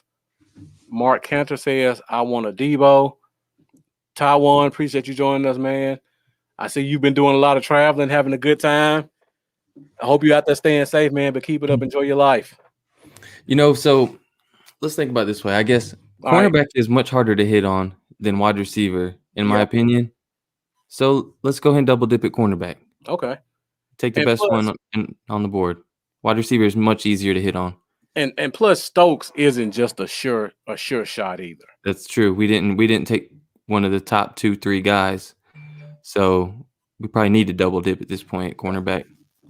Well, let me ask you this question. Speaking of double dipping, there were a lot of safeties that were ahead of Adebo. You have any interest in another safety right now? Did we take a safety? Virginia Tech guy's a little interesting. We took Richie Grant. That's right. Oh yeah, so we solid. Yeah, we're solid. I really like James Wiggins and Tyreek. All these safeties are pretty. Reed Blankenship. Those are some good names, but I think a couple of them will be there. So we'll go corner. I don't think I did 7 rounds for this though. Oh, you only did a 5 round, didn't you? Yeah. But this is pick 4. This is the last pick in the 4th round. So we got one more pick left. I'm shocked that Mukuamu is rated higher than Adebo. I wish somebody could tell me why they have Mukuamu higher than Adebo. Adebo ran a 4.4, and that was his only real issue. We should tag PFF after this and ask him. We should. And I like Mukuamu. He was the reason I started watching South Carolina cornerbacks. I watched him before I watched Horn last year. Trill Williams, it's a good name. But I think I would rather have Adebo just because of ball skills. I'm with you. Yeah. That sounds good. And if Terry makes it back around, hey, that'd be a first. I would be in love with this draft. Actually, I'm already in love with this draft, but All right. Well, this will be our last pick, I believe, because I don't think I went 7. Did I do 5, Lambo? I'm not sure. Okay, so now let's look at the top list. Kobe Whiteside, 3 tech, typical pass rush first, Missouri player, doesn't give you anything in a run. Garrett Wallow still here, pretty high on him as a linebacker. Just going through these names. Oh, he's there. It He's looks still like there. he's the best receiver available too. Let's check. Wow. And number 1 receiver. Eskridge is there. So do you want the height or do you want the speed at this point?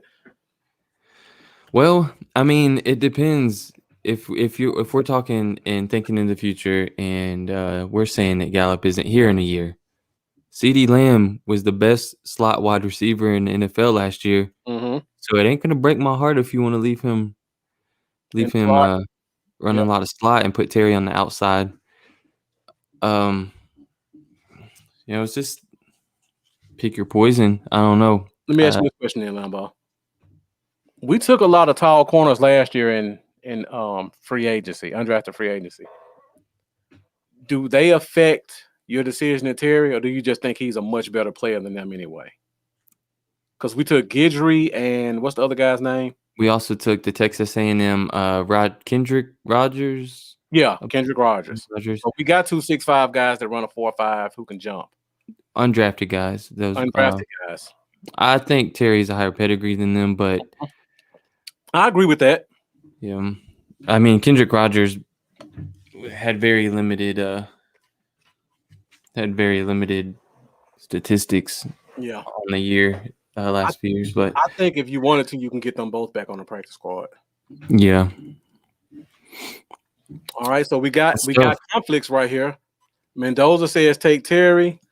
Lunatic says speed all day with Eskridge. Jay Tuck. I know who Jay Tuck would take if he was in here. Oh yeah. All right, somebody come in to break the tie. Somebody come in and break this tie with us, or give us a call and make the pick yourself. We don't have to go receiver if that's not who you want. 6'4", 210 in the red zone. Sounds fun. I just checked the safety list out. I see a lot of safeties I like are gone. Don't forget, Terry himself ain't necessarily slow. He's not. And didn't he run like a 4.4? I think he may have ran like a 4.5. Okay. I see a couple people saying go Terry, so I think they made the choice for us. Let me see. Now I'm curious. I gotta look this up. He ran a 4.4. You're right. Okay, that seals it for me. He ran a 4.4. That seals it for me. Yeah. I thought it was a 4.4. Yeah, you're right. So were you getting some speed and some size? Yeah. And he is a big play waiting to happen. I don't know how much it gives you on special teams, though, but we got plenty of special teams. We need some projects. I think this may be our last pick, so we'll take this one. Let's see if we went to 6. Okay, we did go to 6. Okay. All right, let's go ahead and finish this thing out then. Yeah. What position you want to go to next, Lambo? Because right here, I'm looking at some darts to throw at backup quarterback, and I might be even looking if there's any solid running backs. Honestly, okay. I know there's going to be a running back there I like. I already know his name is going to be there. Okay. Well, his name is not there, but I see a couple names I like. The Lunatic says, let's go look at D-line. So we'll go look there. I like Puka Williams. Shifty got Larry Roundtree. I like him as a runner as well. He's more of a one-cut guy. CJ Verdell is probably more receiver than running back.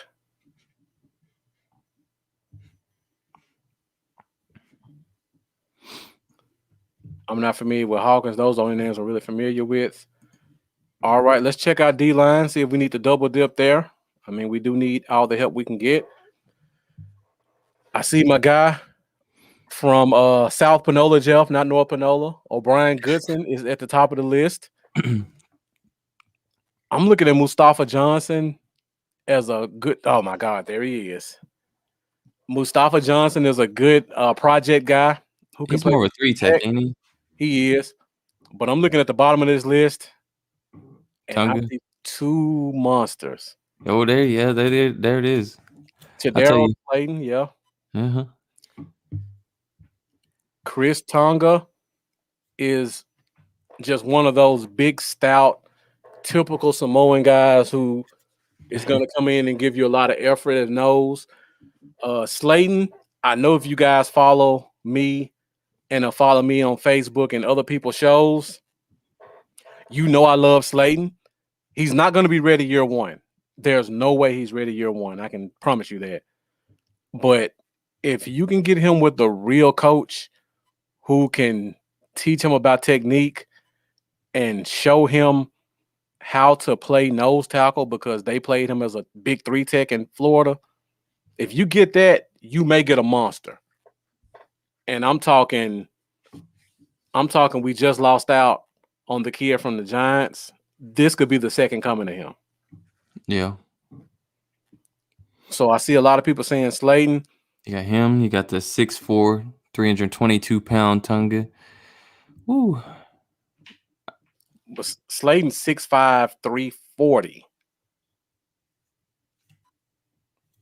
Yeah.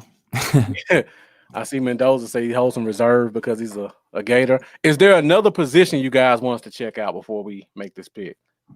Mustafa Johnson's an interesting name too. I'm not gonna lie, I didn't know Slayton was that big. Yeah, he's really big.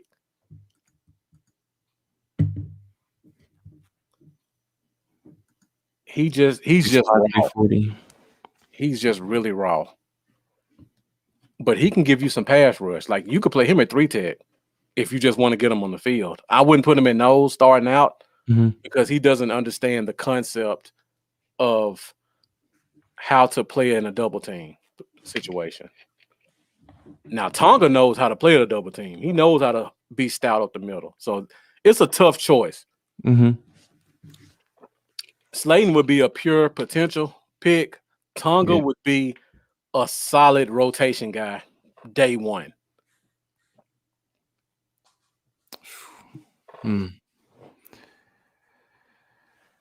Is there any other position you want to check out, Lambo? I mean, if it wasn't this position, it'd be backup quarterback probably at this point in the draft. But honestly, I'm shocked I don't see more quarterbacks on the list. If Dak goes down, the season's over with anyways. That's true. So give me the potential to help out on the D line, really. That's where I'm kind of at this. I'm shocked that a guy like a KJ Costello is not listed here. I assume that Kelly Munn must have already been taken because I haven't seen him in a while. All right, thank you for joining us, Marlo. Appreciate it. What's up? So Lambo, I'll let you make the pick. You want Slayton or Tonga? I don't care either way. They're both solid D tackles. At this point in the draft, I'm kind of like shooting for the stars, trying to find the gem. So let's go with the guy that's got the higher potential ceiling. Okay. In Slayton.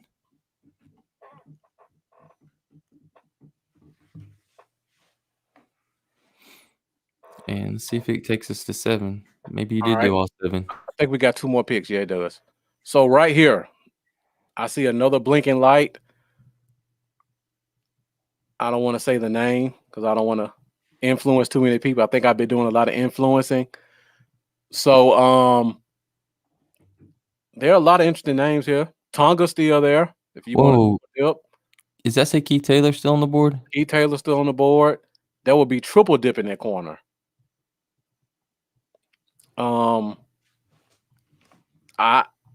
As much as I would take Keith Taylor right here, but we've taken 2 corners already, so I won't do that. But I see another name here I like, and I already knew Mendoza was gonna do it. I won't put your comment up yet, Mendoza. Lambo, what position you want me to go check out? Guys in the comments, let me know what you want to check out. Honestly, once I get to this point in the draft, I'm just looking for best overall player available. Okay, so Looking at this list, I really don't care what position it is. If we got the need filled, I'm taking the best guy that's available. According to this, Cole Van Layden is the number one guy. Mendoza makes a good point about Trey McKitty. We haven't taken a tight end yet. If that's what you want to do, we go to running back. Eric Berger says he wants to check out the running back position. Yeah.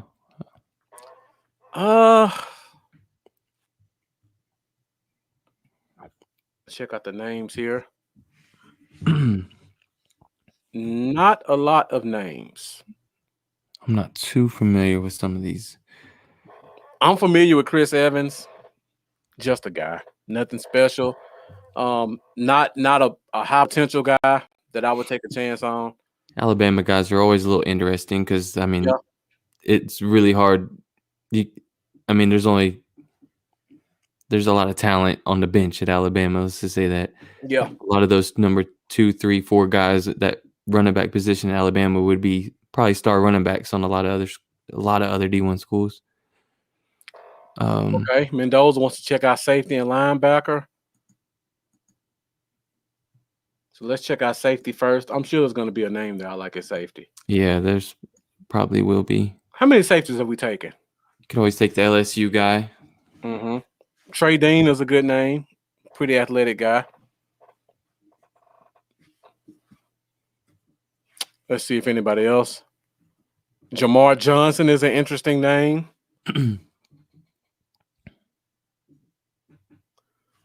I'm not familiar with Jacoby Stevens. I'm not real familiar, but sometimes I throw a dart at a big school guy. Yeah. You know the Cowboys love to do it too. Yep.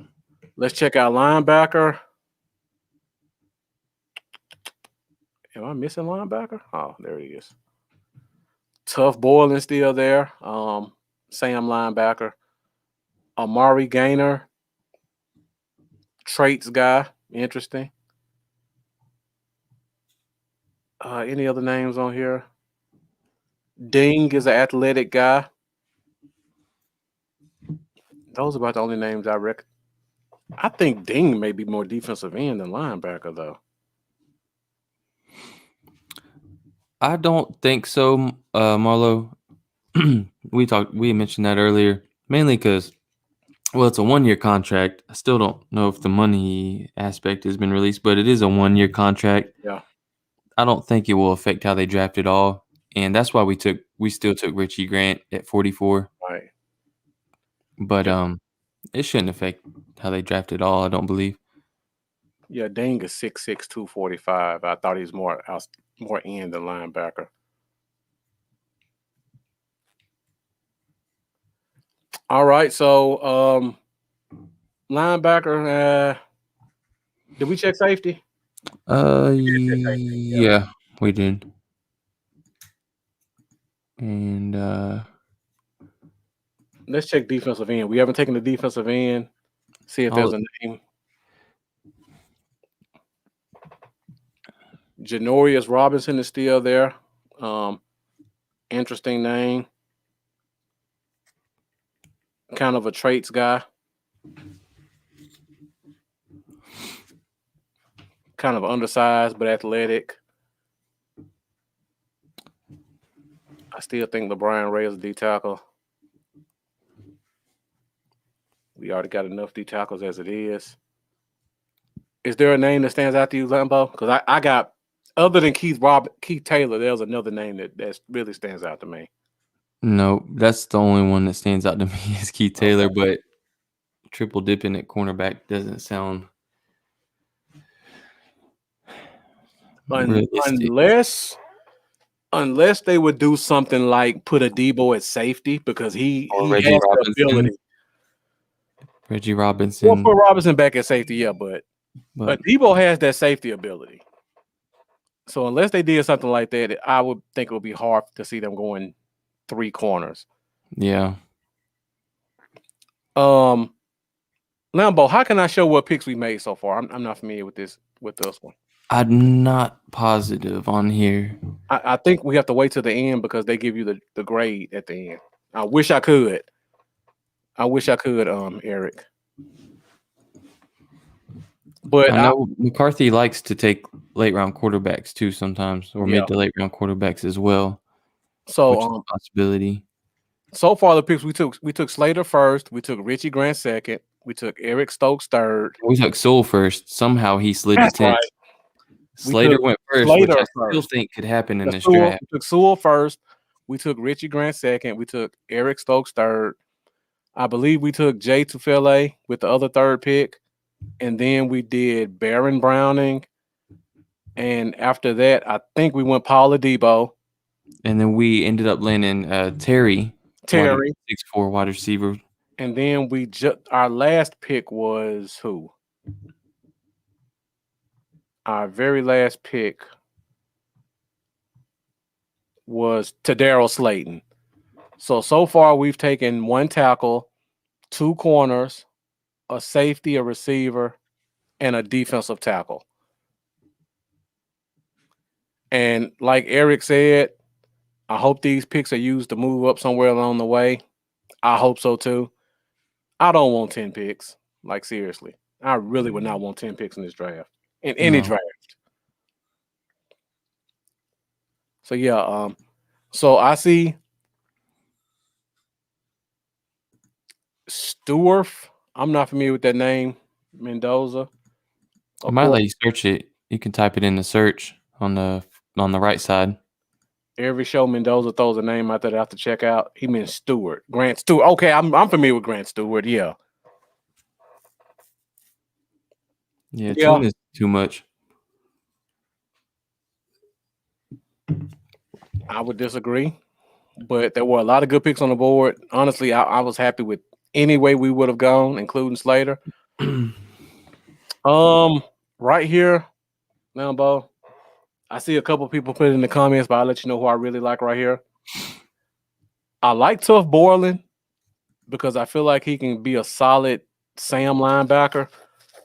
But the two picks, Trey McKitty, Cole Van Layton is a guy I really like. Okay. Of course, you can see what school he came from. So hey, that tells you all you need to know about him. OLU. He played tackle in Wisconsin. His feet are not good enough to play tackle in the NFL. I don't care what anybody says. So you get you a solid depth piece at guard, possibly. He is nasty as a tackle. He might be able to play right tackle, but if you put him at guard, I believe he's 6'5", 325. He moves pretty well, but he's not good enough for tackle. Super smart guy. I believe he's a 4-year. He may be a 5th-year senior. Yeah. So you're getting a Wisconsin guy, so you know he's well trained. He has a lot of experience, and he has that nastiness. Like you said, those Wisconsin guys are always smart, man. Mm-hmm. They're very smart offensive linemen. They produce smart offensive linemen. This one is not as surprising as us getting Tyler B last year, but getting him in the 6th round is a shocker to me. I'm cool with that. This might be our last pick. No, we got one more. Right here, I definitely wouldn't plan on having this pick. Yeah. Here you're just throwing a dart. And we all like that familiarity. Like Mendoza said, he has that familiarity with Tyler B. And he can actually play center too. So if we don't sign Looney back, this may be our future backup center. You have double dip at Wisconsin at center. So this guy gives you a lot of position flex. All right. I won't even go back and look at Keith Taylor Lambo. So I won't go to corner. So you let me know what position you want to go take a look at, and we'll go there. Man, I don't even know at this point. Like, this deep in, man, I ain't got a lot of 7th round pet cats. I don't either. I'm probably targeting, honestly, a big school guy. Uh-huh. That didn't get a chance to get a lot of reps because he was sitting behind a star. Mm-hmm. That's usually the kind of guys I'm looking at. Or I'm throwing a dart at one of those extremely small school guys that produced at a high level at Mhm. D2 or something.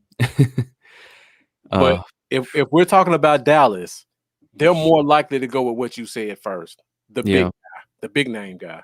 Yeah. But let's see. The lunatic says Sam Ellinger. Let's see if he's available. Nope. David Moore and Ian Book. Hmm.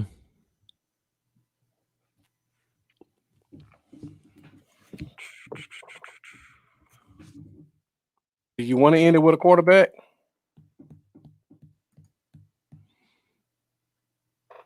Take Eric Berger says take Robinson, the running back. See if he's there. Brian Robinson. Big school. I'm not familiar with him at all. I'm not very familiar with him, but if Alabama has him on their team, let's give him a quick search. Anybody else got any takes on Brian Robinson? I mean, just because he didn't play doesn't mean he's a bad player because Like Alabama I said, loaded. right. So there's probably a number of schools he would have been a star on if given the opportunity. Brian K. Robinson Jr.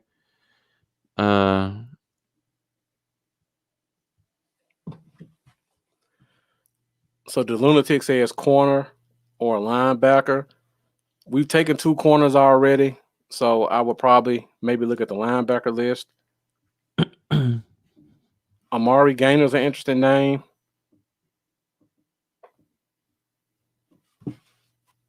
One of those traits guys.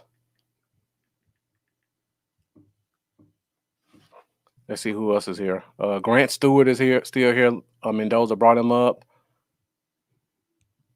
Kwani Ding is a very interesting guy. I'm shocked he came out this year. I think if he would have stayed, he probably would have been a day 2 guy. 6'6", 245. Probably can play defensive end, outside linebacker.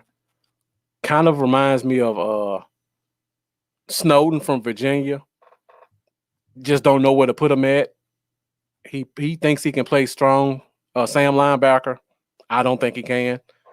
Queen says Grant Stewart make a great special teams guy. So we got her in Mendoza. Eric Berger says Robinson, the running back. Is he even actually in this draft?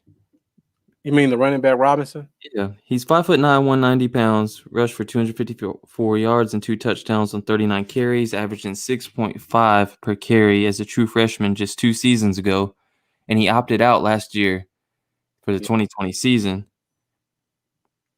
So he's only had limited time as a freshman, didn't play last year. Is he really entering the draft after a freshman year and opting out in 2020? Yeah. I'm curious because in this article I'm reading, it says they were talking about how they were super excited to be having him back, but who knows? He's in here, so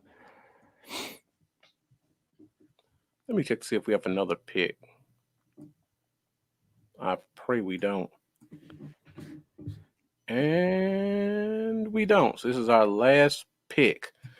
All right, guys. you know what? I think I had him mixed up with a different running back. Actually, my bad. So I've seen a couple of people mention Grant Stewart. A couple of people mention running back. Lambo, do you have a preference here at all?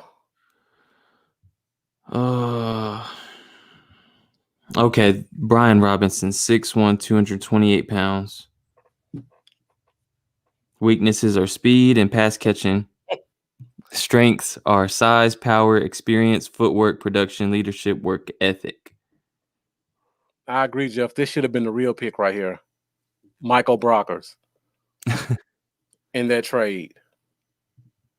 Or the kid from New Orleans. Let's see. I'd All right, guys. probably throw a dart at a guy like Robinson, 6'1", 228. He's got the same kind of build as Zeke. On 274 carries at Alabama, he had 1,300 yards and 15 touchdowns. All right. With the last pick, Lambo wants to go Brian Robinson. Why not? And fresh leg. You talk about fresh legs. 6'1", 228 and some fresh legs. Coming out of a big school. All right. If you don't make the team, whatever. I mean, it'd be another scenario like what's his name that went to Detroit? Scarborough. Yep. Bo. This was an average draft. We only got an A in one spot, and it was Penei Sewell. Damn lies, man. Yeah, but PFF has people ranked dog. They had Surtain going to like 19, so obviously they're stupid. Mm-hmm. Richie Grant at 44 is an A, bro. Oh, definitely. I think Barry Browning at 115 is an A. Yeah. Now the other picks are debatable.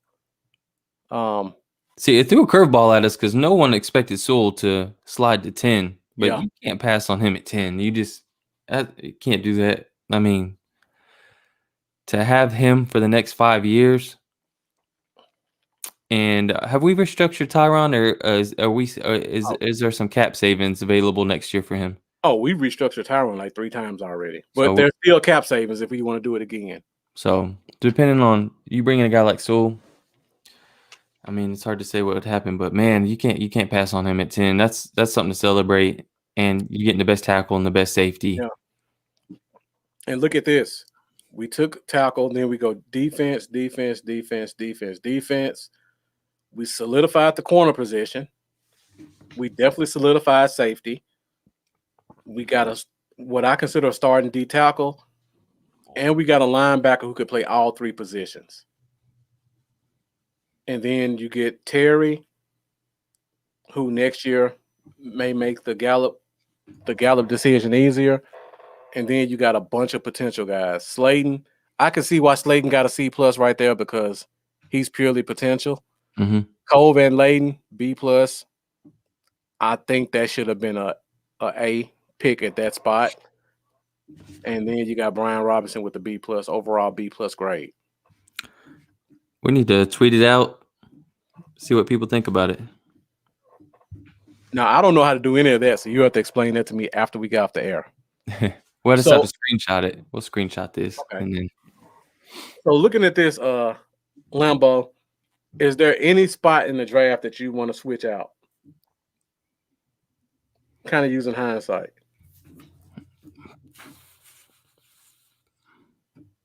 Because I'm looking at it right now.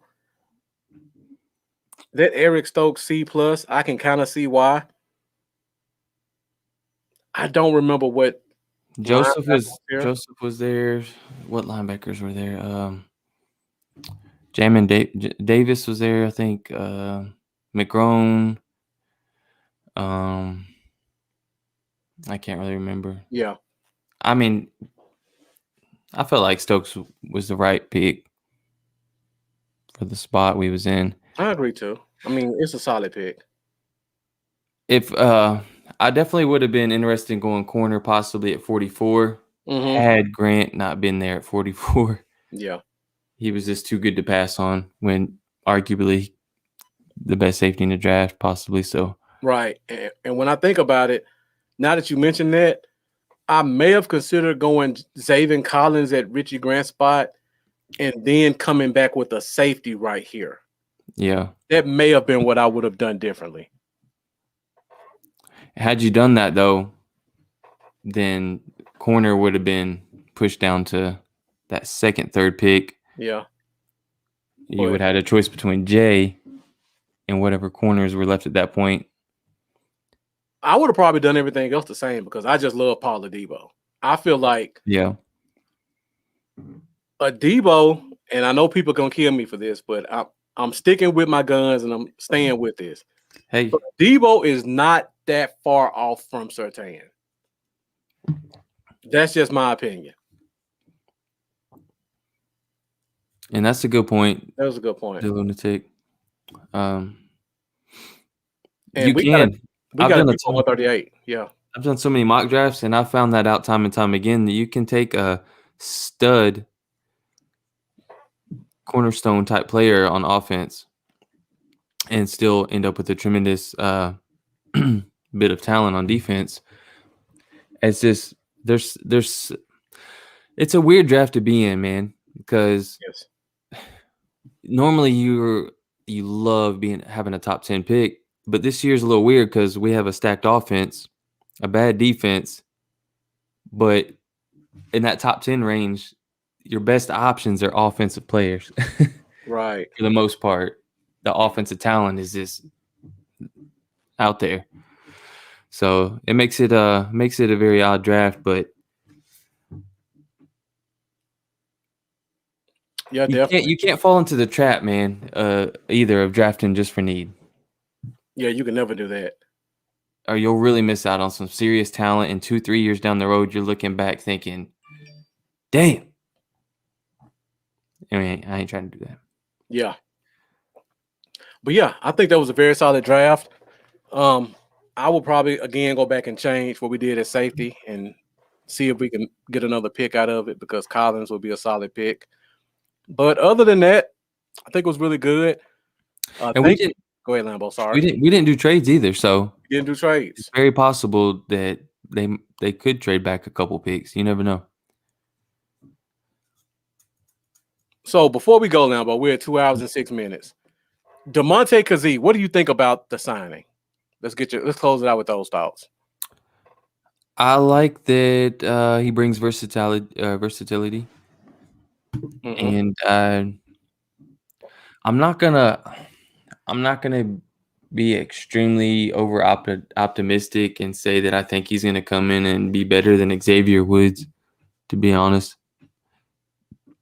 I think he'll give roughly the same production we were getting out of Xavier Woods. Mm-hmm. But it at least solidifies that position for this year. We needed someone there. I think his floor is Xavier Woods, so that's good. But I think he can produce more than we were getting from Woods. And like I said, he can play in the nickel. He can in the slot. He can he can do multiple positions. So that's good. Yeah, I like it. And it's a 1-year deal. I'm sure. I still haven't even seen the numbers. Have you? No, I haven't even looked. I was focused on the draft stuff. But I'll check it out after we get off. Still not seeing that. So I do like his versatility though. I think it's a good signing. I do as well. He creates turnovers, and he's a solid tackler despite the goal line play with Zeke last year. I will say those 7 in 2018 that he got, a lot of those were just like, man, some of those were thrown straight to him or tip balls that went straight to him. I did notice that. Yeah, but he's still around the ball. Exactly. You can't blame a guy for being in the right place at the right time. And he caught him. I mean, we've seen Xavier Woods drop how many? I was just about to say that. How many interceptions would Diggs have had off of tips? How many did he have? 3? He would have had at least 7 that he just didn't get. Woods would have had at least 4 this past year, at least. Yeah, Woods dropped a few. Yeah. So, because those tip balls, he may get those. And even with his size, he's a more willing tackler than Woods was. Yeah. I like the rotation. We still need at least one more safety. So hopefully we can address that in the draft or free agency, like Jeff says. Maybe Hooker gets desperate and the offer we made him was the best offer available. And maybe we may double dip and give him a chance to come into the training camp and earn a spot. You never know. It's already got a nickname, Kamikaze. Skywalker said that. I don't know if he was the first one to say it, but I like it. What do you think the Cowboys should pursue Jaron Reed? The Seahawks are moving on from starting defensive tackle Jaron Reed. Oh, man, that's an interesting one because I really liked him coming out of college out of Alabama. He wanted a long-term deal, but the team had hoped, but the cap space talks broke down. Here we are. Source said either a release or a trade. They're moving on. That's interesting, but I don't know what his dollar amount would be. Yeah. Probably won't happen. Yeah. But there's still some names in free agency out there, and the draft is still pretty deep. So we did a good job with Brent Urban. So we still have some contingencies in place. I know one thing. It's exciting draft season. It's fun. Yeah. I can't wait. Man, I'm excited. So It's we got like Christmas morning on draft day. That's how exciting. It's awesome. Can't wait. so we got another month before the draft. We'll probably do at least one more of these before the actual NFL draft. Yeah, we should do one like the week of, maybe. Yeah. And we'll probably bring some special guests in to do it with us. We'll just have to see who those guests will be. We may do some more fans. We may do podcasters. May do super fans. Maybe George Teague. Maybe do a former player. You never know. We'll just have to see what our schedules look like and see who we can match our schedules up with for that. So Lambo, I think that is pretty much it for the show. We haven't gone over 2 hours in quite a long time. It's because I ain't at that factory anymore. Yep. So before we go, Lambo, let them know where they can find you at. You guys can find me on Facebook, Twitter, and YouTube, as well as my Patreon at Cowboys Y'all. On Instagram, I am Cowboys Y'all 88. And but most of all, like I always say, please, if you don't do anything else, please subscribe on YouTube. It's tough to get to 1,000, and I've been sitting just under 600 for months. This in a standstill. So help me out. Even if you don't get on YouTube, just sign in real quick, subscribe, whatever. If it helps out. So thank you guys so much for tuning in. Can't wait to talk to everybody next week. Yeah, guys, if you want to find me, you can find me on Facebook, Bluff City Cowboys, Instagram, Bluff City Cowboys. Go to YouTube, subscribe. I'm still around 110 or so help me get to 200. Let's get to that next milestone.